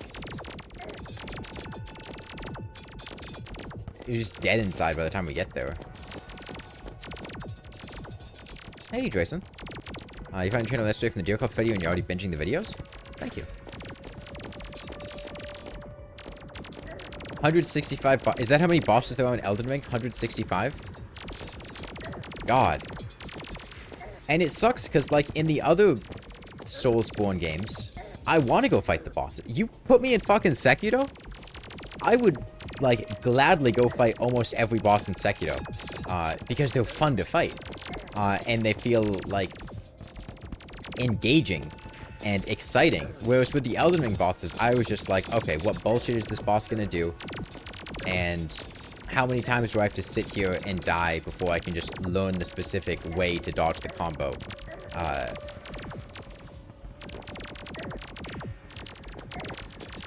How do I dodge for 10 seconds and then finally get to have a hit-in on this boss? What makes a fun boss fight? Engagement. I love Falling Star Beast. God. Falling Star Beast was a fight that I really, really enjoyed. It's a shame that in every situation where Falling Star Beast shows up, there's really annoying terrain to deal with. You don't just get a flat arena. Makes a boss fight fun. Like, engagement with the boss fight. The problem with a lot of Elden Ring's late game bosses that makes them not fun is that you don't really engage with them. They will do a long chain of combos, and then they will have a particular point in the combo,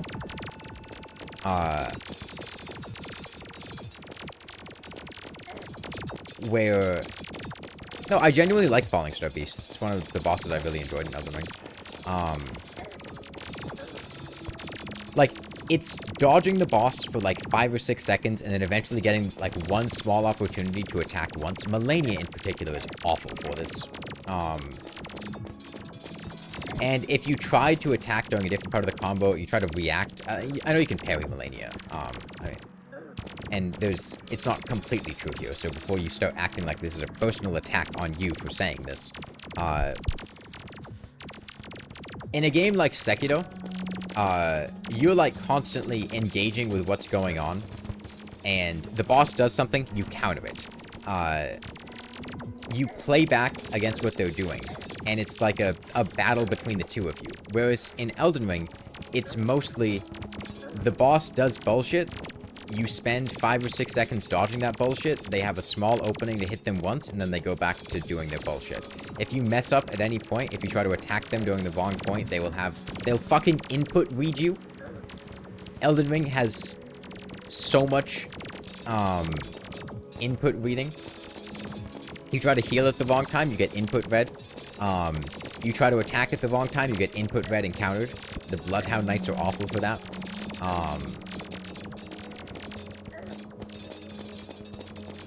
And going from what FromSoft made in Sekiro with the boss designs there to Elden Ring really felt like a step down.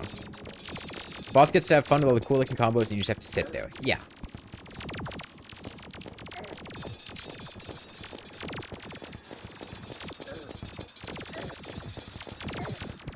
Like, Sekiro felt amazing with, like, deflecting each hit of the boss combos or counterplaying Mikiri countering. God, Sekiro is a really fun game.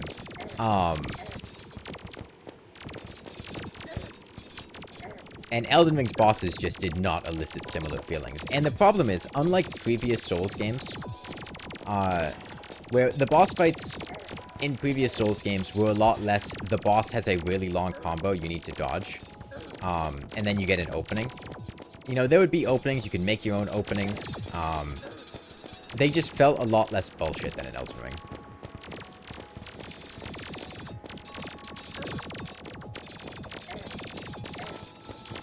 Dancer and Nameless King are better than 90% of Elden Ring bosses. Yeah.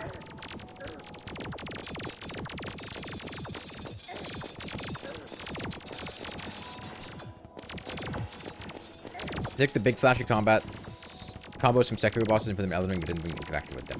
Yeah, Malenia is the textbook. This is a Sekiro boss that we didn't put in Sekiro. Down to the fucking Mikiri counter and Waterfowl dance totally looking like something Sword Saint Ishin would do. And like, man, Malenia would be a great boss in Sekiro. Not in Elden Ring, though. And yeah, like, you can fight Malenia, you can have fun with Malenia, but I'd rather just go play Sekiro. I need to play Sekiro again. I haven't played it in a while. I don't even have it on Steam.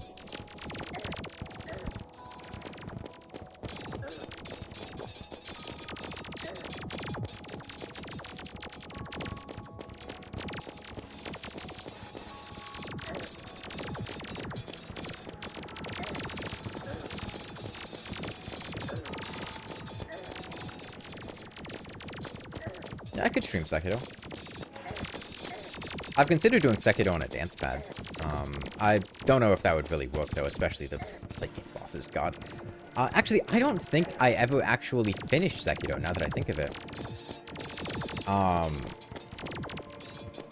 I remember having a lot of fun with Sekiro, but I think, like, something happened with my Xbox One when I was in the late game fighting Sword Saint Ishin, and I don't think I ever actually finished the game.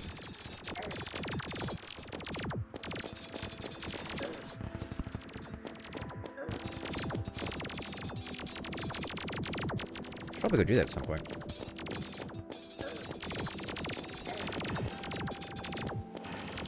Are you teaming a hatred? Yeah. I did like, I was like 100%ing Sekiro. I did everything in Sekiro. But I think by the time I got to Ishin, like, I forget if like my Xbox broke or I left it somewhere. I don't remember what happened exactly. but I don't think I ever actually ended up finishing the game.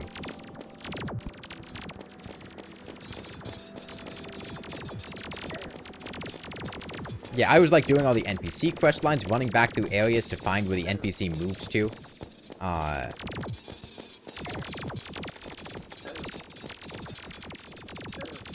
I had so much fun exploring Sekiro for the first time.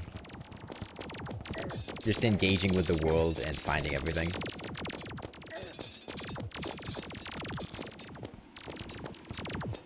I haven't seen the boss that has related to Sekiro, no. I can imagine, though. I mean...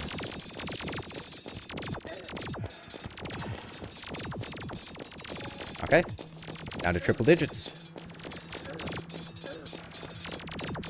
There's either 180 or 160 segments.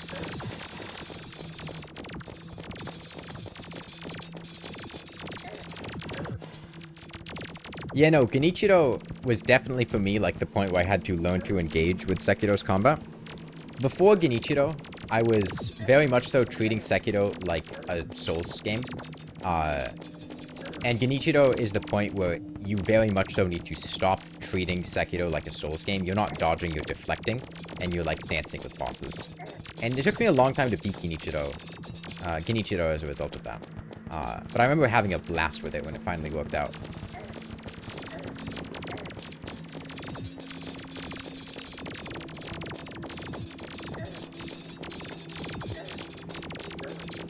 Okay. Let's kill him. Get inside him. Oh, wait, hold on. He's got 8 HP.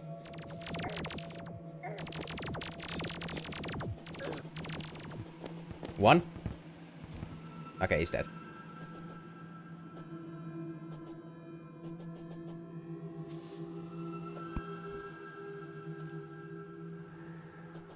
Where is this treasure bag?